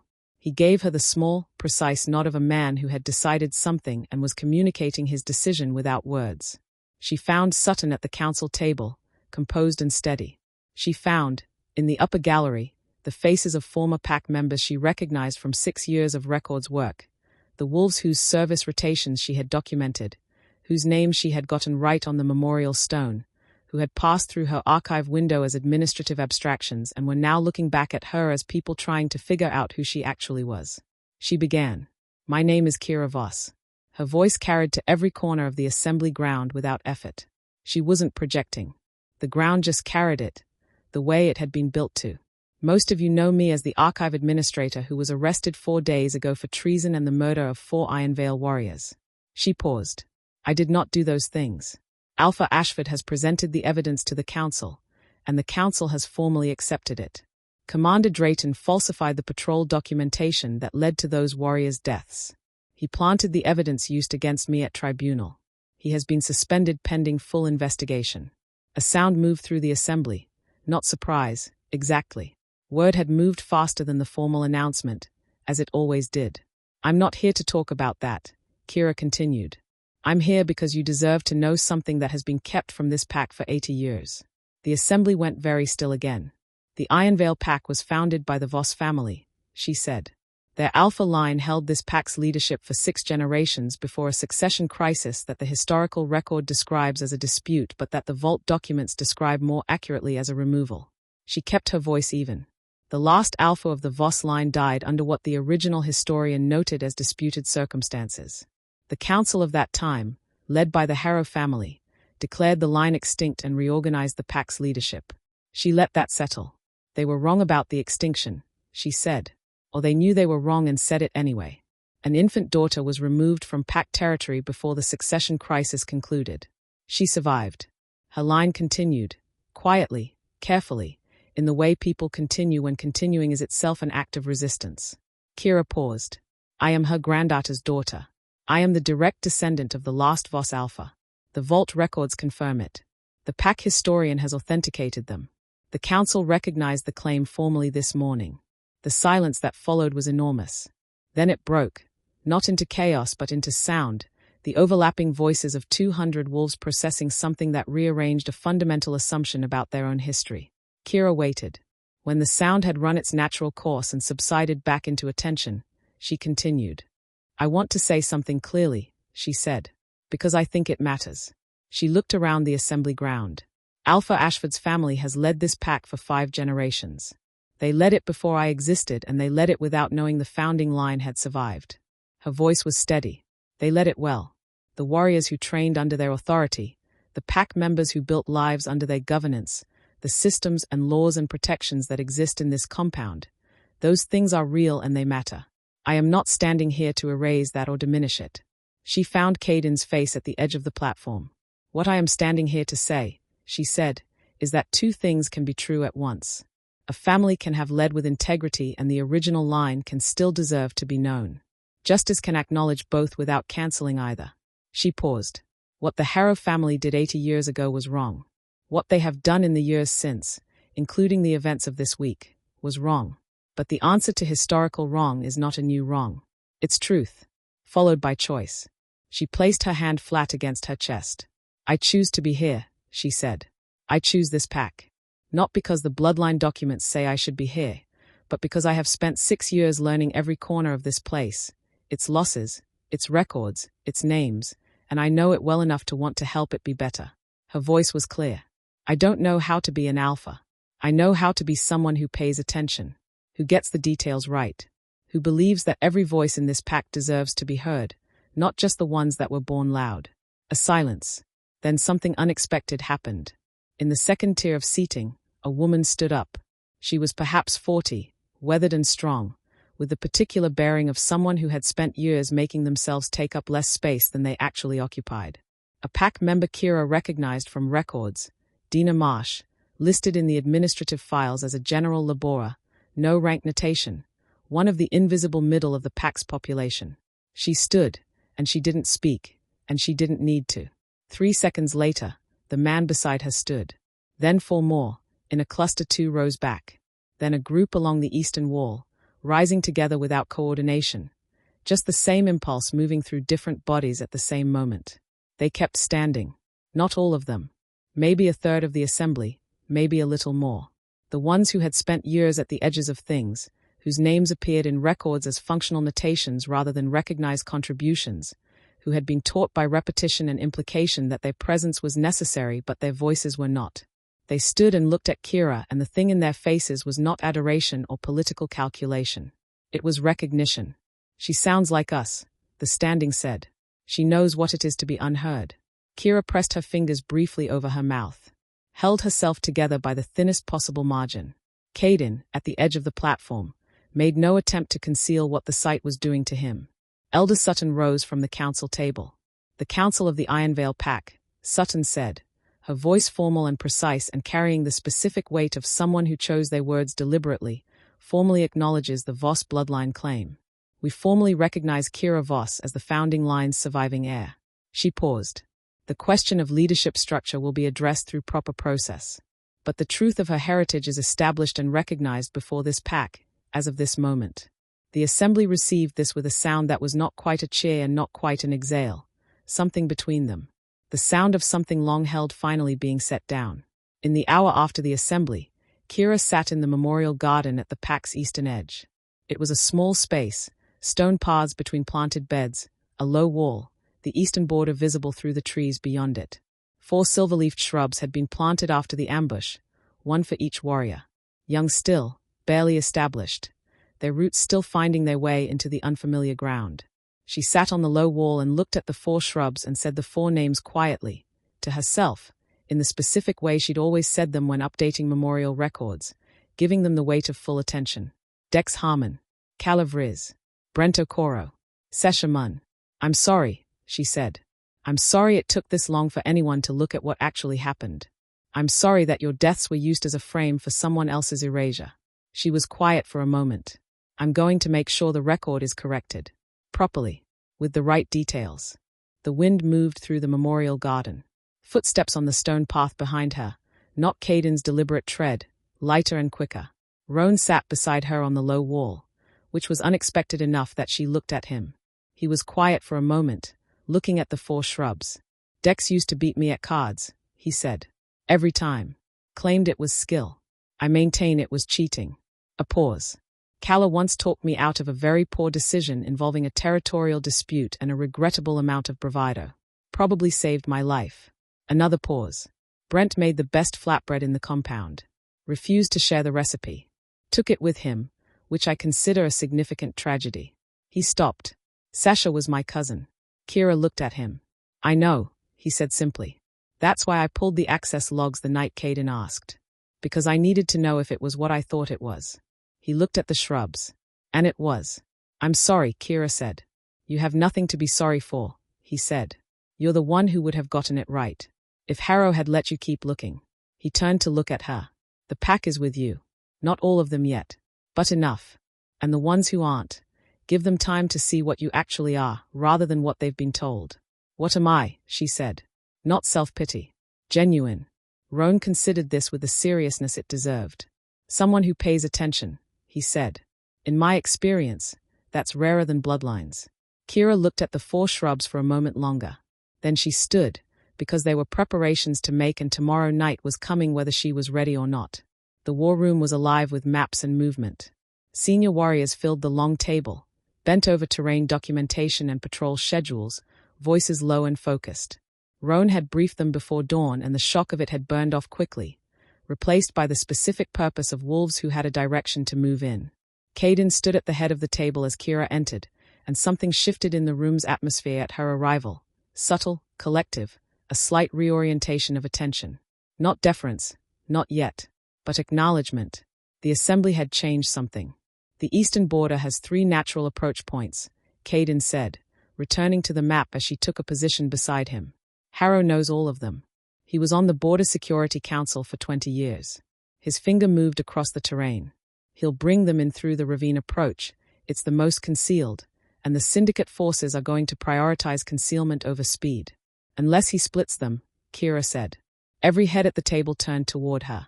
She looked at the map. He's been in those border records for 80 years. He knows we'll cover the ravine approach because it's the obvious choice. He'll send a visible force there to draw our attention and move his real strike through the northern ridge. She traced the secondary path. It's harder terrain, but the syndicate trains in difficult terrain, and the northern ridge brings them directly to the council hall, which is where Harrow would want to establish control first. Silence. Caden looked at the map, then looked at her.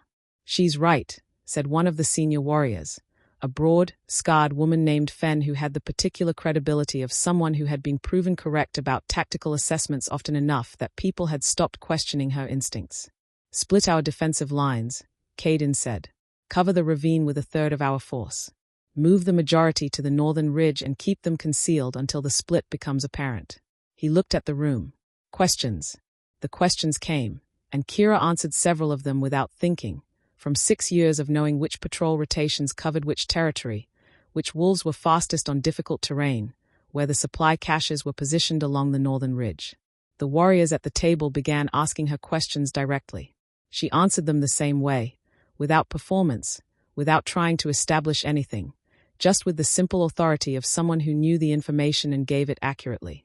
Afterward, as the room thinned and the preparations moved into action, Caden stood beside her at the map table, both of them looking at the traced routes in the quiet that followed the planning. You've known this terrain for years, he said. I mapped the patrol routes, she said. Every rotation, every seasonal variation. I knew the ground before I ever walked it. Tomorrow night, he said, I want you with the Northern Ridge unit. She looked at him. You want me in the field. I want you where your knowledge does the most good, he said. And a pause. I want you where I can see you. That's the mate bond talking. That's both of us talking, he said. The bond just makes me honest about it. She looked at the map for a moment. I haven't shifted in front of the pack, she said. Not formally. Not as what the bloodline documents say I am. Tomorrow night, he said, you won't need to think about what you are. You'll just be it. You sound very certain. I've watched you for 6 days, he said. I'm certain. Outside, the sun had moved past its midpoint and was beginning its descent toward the western ridge. The compound was in motion, warriors preparing, supplies moving, the specific productive tension of a place getting ready for something serious. The new moon was tomorrow night. Harrow was already moving. And somewhere between the person who had knelt in the frost 4 days ago and the person standing at this map table, something had shifted in Kira Voss that she didn't have a precise name for yet. Not confidence. Not certainty. Something older than both of those things. Something that felt, when she pressed her hand flat against her chest and felt the mate bond humming steadily beneath it, like the simple and absolute knowledge of what she was and what she was going to do about it. Then let's be ready, she said. At midnight, the scouts sent word. Harrow's forces had been sighted. Moving exactly as Kira had predicted, a visible contingent at the ravine approach, and a larger, quieter force angling toward the northern ridge under cover of the moonless dark. Caden read the report, looked at her across the war room table, and said nothing. He didn't need to. She was already reaching for her gear. Chapter 8. The northern ridge at midnight was all cold rock and silence. Kira crouched at the tree line with 40 warriors fanned out behind her, every one of them motionless, breathing slow, their wolves held steady beneath the surface like water behind a dam. The moonless sky above pressed down with absolute darkness, and the ridge path below was a pale line of stone threading through the black. Caden was 20 meters to her left, and she could feel him through the bond the way you feel a fire in a dark room. Not seeing it directly but aware of its heat, its steadiness, its absolute refusal to go out. Below, on the ravine approach, the decoy sounds of Harrow's visible force drifted up, deliberately audible, designed to pull attention south and down. Roan was down there with 15 warriors, making enough noise in response to be convincing. Up here, nothing moved. Kira's wolf was very present. It had been present since she'd shifted at the tree line 20 minutes ago. Her first full shift in front of the senior warriors. Her first deliberate emergence into that form since the training ground revelation. The warriors around her had gone very still when her wolf had appeared, the same instinctive response as the assembly ground, something in their animal selves recognizing something in hers before their minds caught up. She had not stopped to examine what that meant. She had shifted back, pulled on her gear, and taken her position. There was time for examination later. Right now, the northern ridge path below was still empty, and the scout had reported movement 12 minutes ago, and the gap between reported movement and visible presence meant that Harrow's force was being careful, which meant they were close. She heard them before she saw them. Not footsteps. Syndicate wolves were trained too well for audible footsteps on open stone. What she heard was the specific absence of the small sounds a ridge at night normally made. The insects going quiet. The wind changing its mind about direction. The world pulling back from something moving through it. Then they appeared. 23 wolves in human form, armed and moving in a tight tactical formation that spoke to professional training and clear command structure. At their center, Elder Vance Harrow walked with the particular bearing of a man who had decided he was reclaiming something and had made his peace with whatever the reclaiming cost. Beside him, 3 of his allied warriors moved in close formation. And beside them, a woman Kira didn't recognize, younger, sharp-featured, with the kind of eyes that calculated everything they looked at. Harrow's daughter, she understood. The syndicate connection made flesh, walking openly now because concealment was no longer the strategy. The strategy now was speed and force and the assumption that the main defensive line was engaged at the ravine. They were 40 meters from the council hall entrance. Caden's signal came through the bond, not words, just pressure. Now, Kira exploded from the tree line. Her wolf took her mid-stride, the shift instantaneous with the adrenaline and intent behind it, and she hit the ridge path in her wolf form already at full speed. 40 warriors burst from the tree line beside and behind her, the darkness suddenly full of movement and sound, the advantage of concealment converting immediately into the advantage of momentum. The syndicate force reacted with professional speed, scattering into defensive positions, shifting mid-motion, the formation dissolving and reforming into something more adaptable. They were good. Trained specifically for ambush response, Kira registered, because they didn't panic, they just changed shape. But they had walked into a position prepared specifically for them, and they hadn't accounted for her. Kira's wolf moved through the chaos with a clarity she hadn't expected. 6 years of knowing patrol routes, supply lines, the exact geography of every approach to every significant building in the compound. It translated, in wolf form, into a spatial awareness so precise it felt like moving through a space she had designed herself. She took down the first syndicate wolf before he'd completed his shift, her alpha dominance crashing over him like a wave, forcing submission before the fight could fully begin. The second lasted longer, a skilled fighter who knew how to resist dominance command. They exchanged 3 seconds of genuine combat before Kira found the angle she needed and put him on the ground. Not dead. She was tracking that deliberately. Harrow's daughter had said something in the briefing she was keeping. No, Roan had said it in the briefing. Take prisoners where you can. We need testimony, not bodies. She kept moving. Around her, the battle was organized chaos, Ironveil warriors and syndicate forces trading ground in the narrow ridge corridor, the sounds of combat echoing off the stone in overlapping layers. Caden's dark wolf was visible at her right flank, and the specific quality of him in combat, efficient, controlled, decisive, was something she registered through the bond as a kind of steadying. Then she saw Harrow. He had moved, while the battle engaged, toward the council hall entrance. Not fighting. He'd never been a fighter. She understood, looking at him. He had always been the person who arranged for other people to do the fighting on his behalf. He was walking with the deliberate, unhurried pace of someone who believed he had already won. His daughter was with him. She was holding something, a leather case, documents, the kind of thing you brought to an emergency installation of new authority. Evidence of a political arrangement. Proof of the deal with the syndicate. Kira cut through the battle toward him. He saw her coming. And something in his face, for the first time, showed something other than calculation. He shifted. Elder Vance Harrow was 63 years old and had not, by all available evidence, shifted in combat in at least a decade. But his wolf, when it emerged, was large enough to explain his family's long hold on power, dark brown, heavily muscled, with the specific aura of deep authority that came from genuine alpha genetics. Not the founding line. Not the Voss depth that Kira felt in her own bones. But real, and powerful, and dangerous. They collided. The impact shook the ground. Harrow fought with the focused viciousness of a man with everything to lose, and Kira felt it. The weight of him, the experience behind him, the 80 years of preparation for exactly this kind of moment compressed into the animal fury of his attack. Her ribs took the brunt of the first exchange.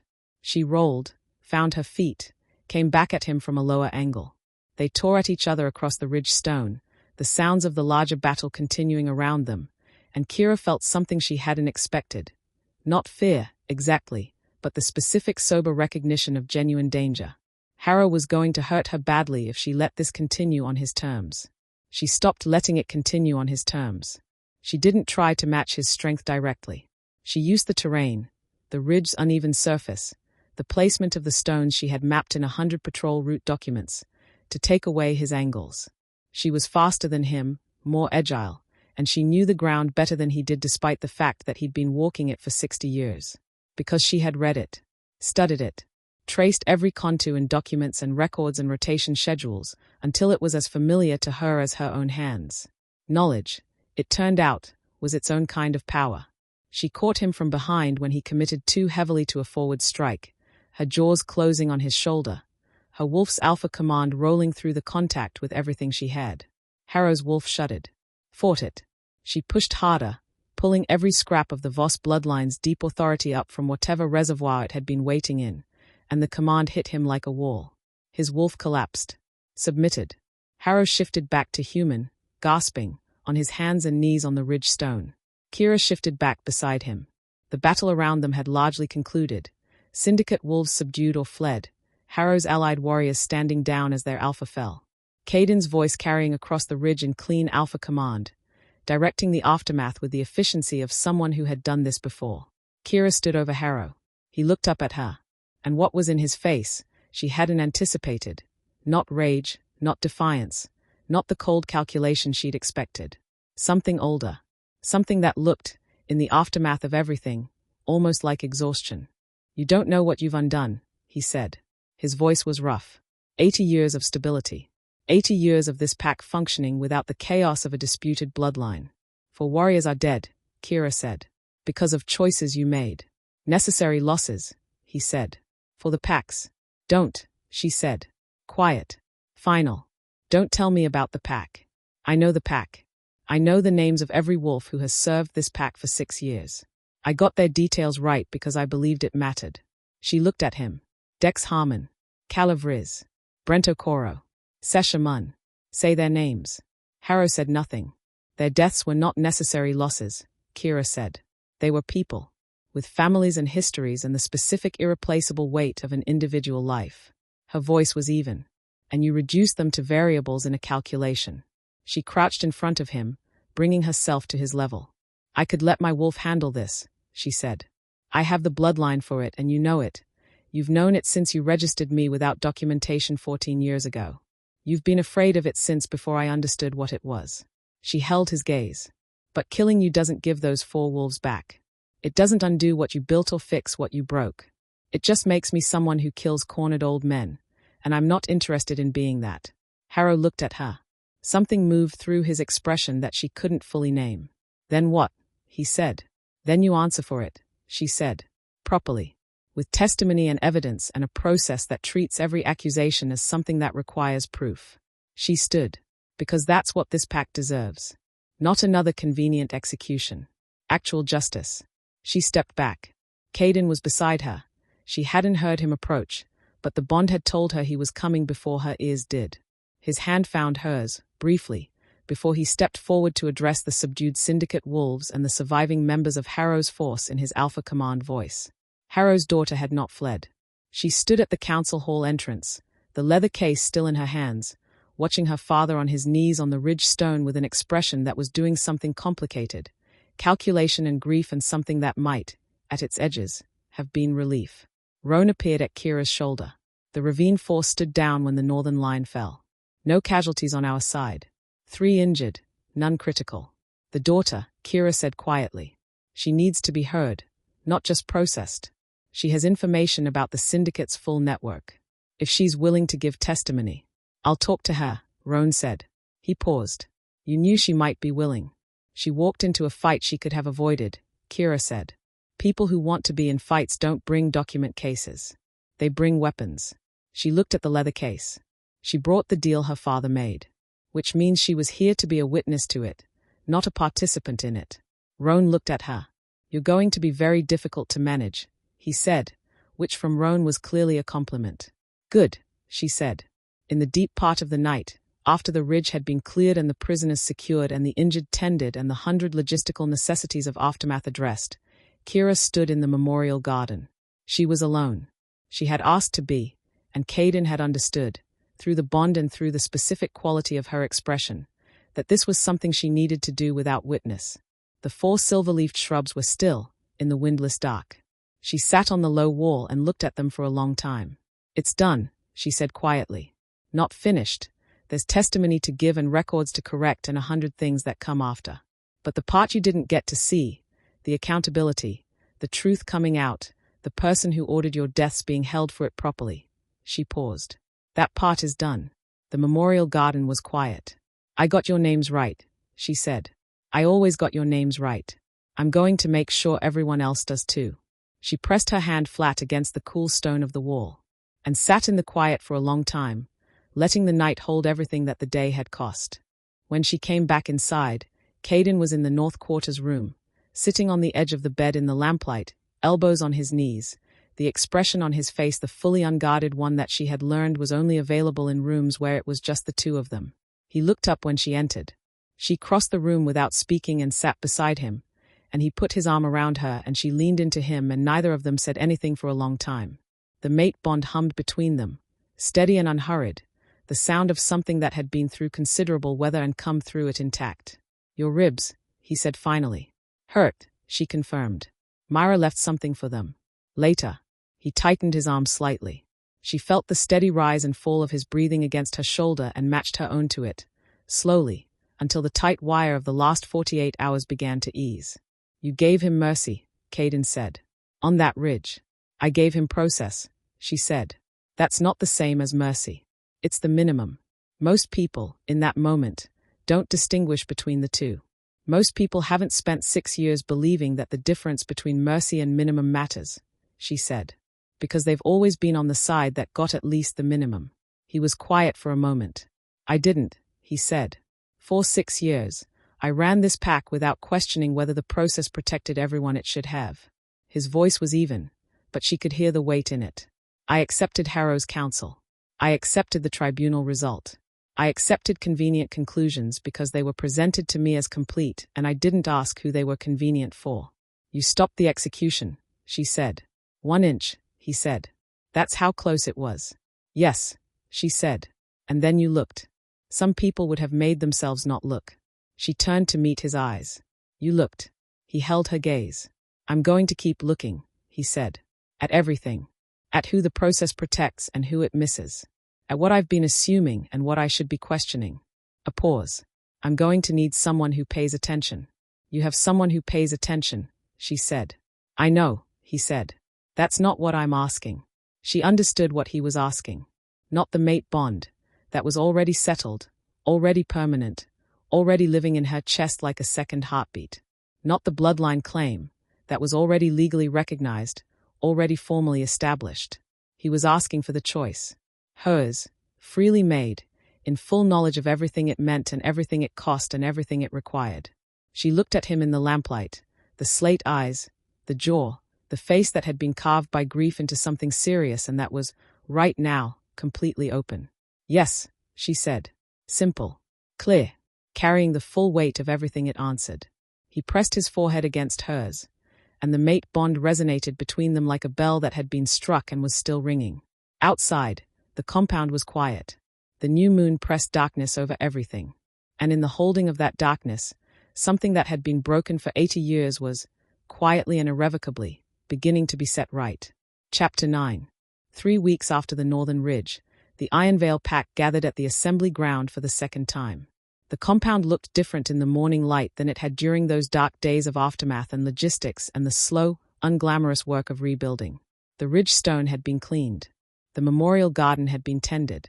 The 4 silver-leafed shrubs had been joined by a 5th, planted for Archer, the historian who had died investigating the same truth that Celine had died for in the original story's universe, the quiet casualties that paperwork listed as accidents and that deserved better accounting. Kira had added them all to the record herself. Every name, every year of service, every detail gotten right, because she had always believed it mattered and she believed it more now. She stood in the preparation room beneath the assembly platform in the grey morning light, looking at her reflection in the plain steel mirror that had been hung there for exactly this purpose, and tried to identify what she was feeling. Not ready, she decided. Definitely not ready. And also completely certain, which was a combination she was learning to recognize as the specific texture of doing something that mattered. Myra Tolan appeared in the doorway, carrying the ceremonial elements with the careful attention of a woman who understood the weight of what she was holding. The historian had been appointed as the Pack's new senior council member following Harrow's formal removal, a choice that had been met with widespread approval, partly because of Myra's undeniable competence and partly because of what she represented. Someone who had spent 30 years getting the details right. Ready? Myra asked. No, Kira said. Let's go. Myra smiled, small and precise and genuine. Your grandmother would have said something very similar, I think. You never met my grandmother. No, Myra agreed. But I've read everything she left behind. And I've been watching you for 3 weeks. She set the ceremonial elements on the preparation table and began her work with quiet efficiency. The resemblance is not only in the bloodline. Kira looked at the mirror. The robes were silver, not the pale silver grey of the tunic Caden had left outside her door the morning of the assembly, but a deeper shade, the color of moonlight on still water, the color of her wolf. They had been made in the 3 weeks since the ridge, stitched by the Pack's ceremonial maker from fabric that Myra had located in the historical vault with the specific satisfaction of someone who had been waiting for the right occasion to use it. Silver for the founding line. Silver for the Voss Alpha who had survived. Silver for every generation of Kafel hiding that had brought the line to this morning. Myra fastened the ceremonial cloak at her shoulder. There, she said. Now you look like what you are. I still feel like an archive administrator, Kira said. Good, Myra said. Don't lose that. It's the most useful thing about you. The assembly ground was full again. More full than last time, if that was possible. Wolves who had been absent 3 weeks ago, who had been uncertain or skeptical or simply waiting to see which way things fell, were present now. Word had moved through the Pack's extended network, to allied territories and distant family members and the specific community of people who had been watching Ironveil from outside and wanted to see this moment with their own eyes. The 4 silver-leafed shrubs from the memorial garden had been transplanted to the assembly ground's edge for the ceremony, Kira's request, made quietly and without explanation, which Roan had implemented without requiring one. Their names would be present, not as absence, as witness. Caden stood on the platform as she ascended the steps. He was wearing the Ashford ceremonial colors, dark charcoal and pack silver, but the Alpha's formal crown was not on his head. It was in his hands, held with the specific deliberateness of a man who had thought carefully about what he was doing and was doing it on purpose. Beside him stood the new council, Myra, Elder Sutton, and 4 others selected through the process Kira had insisted on, a process that required nomination from General Pack membership rather than appointment from existing authority. The assembly went quiet as she took her position at the center of the platform. She looked out at the gathered pack. She found Roan in the front row, standing with a straightness that was not military but personal. She found Fen, the senior warrior who had confirmed her tactical assessment in the war room, standing with her unit along the eastern wall. She found Dina Marsh in the second tier, the woman who had stood up first at the assembly 3 weeks ago, sitting beside a group of wolves who had never previously occupied the second tier, who had always been further back and further up and less visible. They were not further back today. They were in the second tier, and they were watching with the focused attention of people who understood that what happened on this platform in the next hour was going to determine what kind of place this was to live in. Kira had thought carefully about what she wanted to say. In the end, she had written nothing down, because she had learned in 3 weeks of preparation that the things she wanted to say existed most clearly when she stopped trying to organize them and simply let them be true. She began. The last Alpha of the Voss founding line, she said, made a choice that saved her daughter's life and cost her everything else. She accepted the lowest possible rank. She disappeared into the background of the pack's life. She chose survival over visibility because visibility would have gotten her killed, and she needed to live long enough to pass something on. She paused. I've been thinking about what she passed on. The obvious answer is the bloodline, the genetic claim, the historical documentation, the thing that the vault records confirm and the council has recognized. She looked around the assembly ground. But I don't think that's the most important part of what she passed on. The assembly was very still. What she passed on was the practice of paying attention, Kira said, of knowing the details, of caring about getting things right even when no one of consequence was watching, of understanding that the names of the people around you matter, and that every voice deserves to be heard, and that the quality of a community is measured not by how it treats its most powerful members but by how it treats its most invisible ones. She let that settle. I spent 6 years in this pack's archive, she said. And in 6 years I watched how information moved, what got recorded and what got omitted, whose contributions made it into the formal record and whose didn't, which names appeared in the documents of consequence and which were reduced to functional notations. Her voice was even. I watched a pack that was doing many things right and one fundamental thing wrong. It had decided, somewhere in its history, that rank determined worth, that the loudest voices were the most important ones, that the wolves at the center of things mattered more than the wolves at the edges. She looked toward the 4 shrubs at the assembly ground's edge. 4 wolves died because someone calculated that their deaths were an acceptable cost, she said. They were acceptable because they were not at the center of things, because their worth had been assigned a number, and the number was low enough to be expendable. Her voice remained steady. I am standing here today partly because the same calculation was applied to me, and it was wrong, and an Alpha stopped an execution 1 inch from my throat because his wolf knew something his rank and his duty and his grief hadn't yet caught up to. She turned to look at Caden. He met her eyes with the full attention expression she had learned was the most honest thing about him. Caden Ashford stopped that execution, she said to the pack, not because of the bloodline claim or the mate bond or any political calculation. He stopped it and then he actually looked, at evidence that contradicted a convenient conclusion. He looked when it cost him politically. He looked when it cost him personally. He kept looking when the people around him told him to stop. She paused. That quality, the willingness to keep looking when looking is inconvenient, is the thing I want standing beside me in this pack's leadership. Not bloodlines. Not inherited authority. That. A sound moved through the assembly. I am going to make mistakes, she said. I want to be clear about that. I don't know everything I need to know yet, and I am going to get things wrong, and there will be days when the job is harder than I anticipated and the answers are less clear than I'd like. Her voice was direct. What I can tell you is that when I get things wrong, I will look at them. I will not reduce the consequences to acceptable losses. I will not omit the names from the record. I will not optimize for convenience at the cost of truth. She placed her hand over her heart. I vow to lead with evidence and not assumption, she said. I vow to protect the accusation from becoming the verdict before the proof is in. I vow to give every wolf in this pack, regardless of their rank, their history, their position at the center or edge of things, a voice that is genuinely heard. She paused. I establish today the Office of Record Truth, a permanent function of this pack's governance dedicated to investigating deaths, accusations, and administrative actions with the same rigor that should have been applied before 4 names got carved on a memorial stone. She looked toward the 4 shrubs again. Their names were Dex Harmon, Calav Riz, Brent Okoro, and Sesha Munn, she said. I want this pack to say them.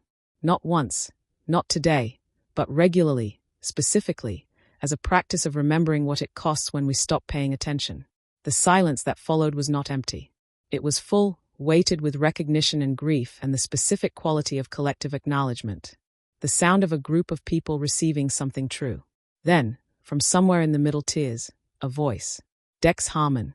Then another, separate, a few rows away. Calavriz. Then a cluster of voices together. Brent Okoro.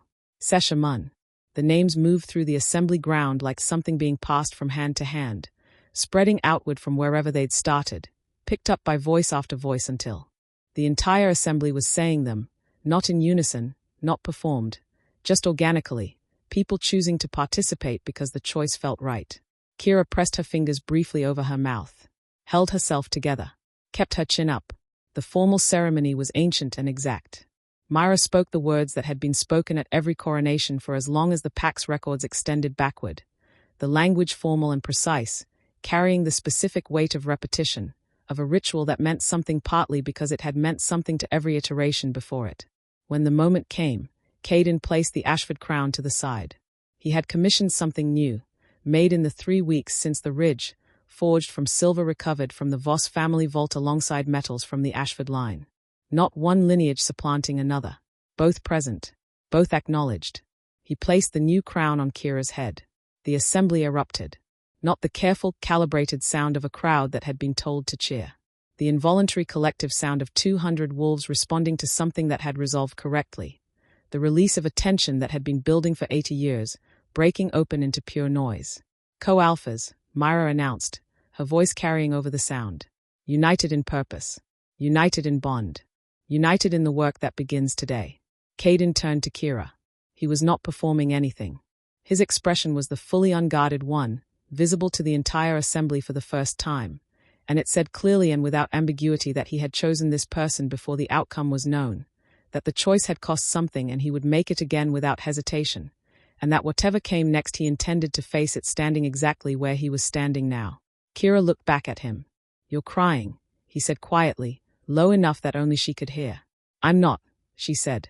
"My eyes are making an informed decision about moisture management." Something moved through his expression that was entirely a smile, genuine and unguarded and not brief at all. "Of course," he said. "Very alpha." "Extremely," she agreed.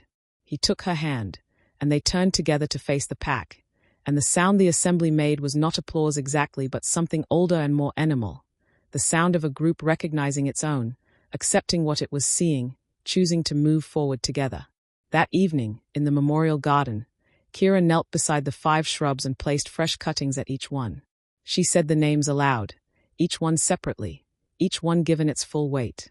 She stayed for a while in the quiet afterward, listening to the compound's evening sounds, voices, cook fires, the distant sounds of the training ground where Fen was running a late session with a mixed group of wolves that included, for the first time, members from every level of the Pack's previous hierarchy practicing together.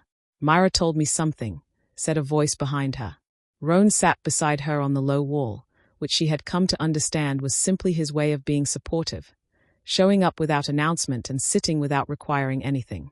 "About my grandmother," Kira said. "Not a question." "About the records she left," Roan said. "The ones that survived." Apparently she kept detailed documentation of everything. Pack life, governance decisions, the names of everyone she knew. Myra found them in the vault alongside the bloodline records. He paused. She spent 30 years in hiding, writing down the names of people who mattered to her. So someone would have them. Kira looked at the 5 shrubs. "That's where I learned it," she said quietly. Not from her directly. From the habit she passed down without knowing she was passing it down. A pause. Getting the details right. Because someone should.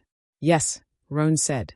They sat in the memorial garden as the evening settled around them, and the compound continued its ordinary extraordinary life, and the 5 shrubs held their silver leaves still in the windless air.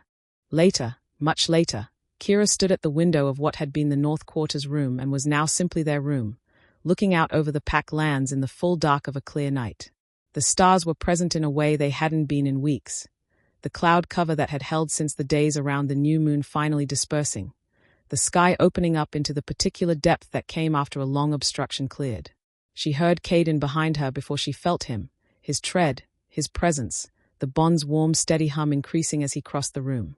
His arms came around her from behind, his chin resting at her temple, both of them looking out at the pack lands below. In the training ground, the late session was still running. Lit torches, moving forms, the sounds of wolves discovering things about themselves they hadn't previously been given space to discover.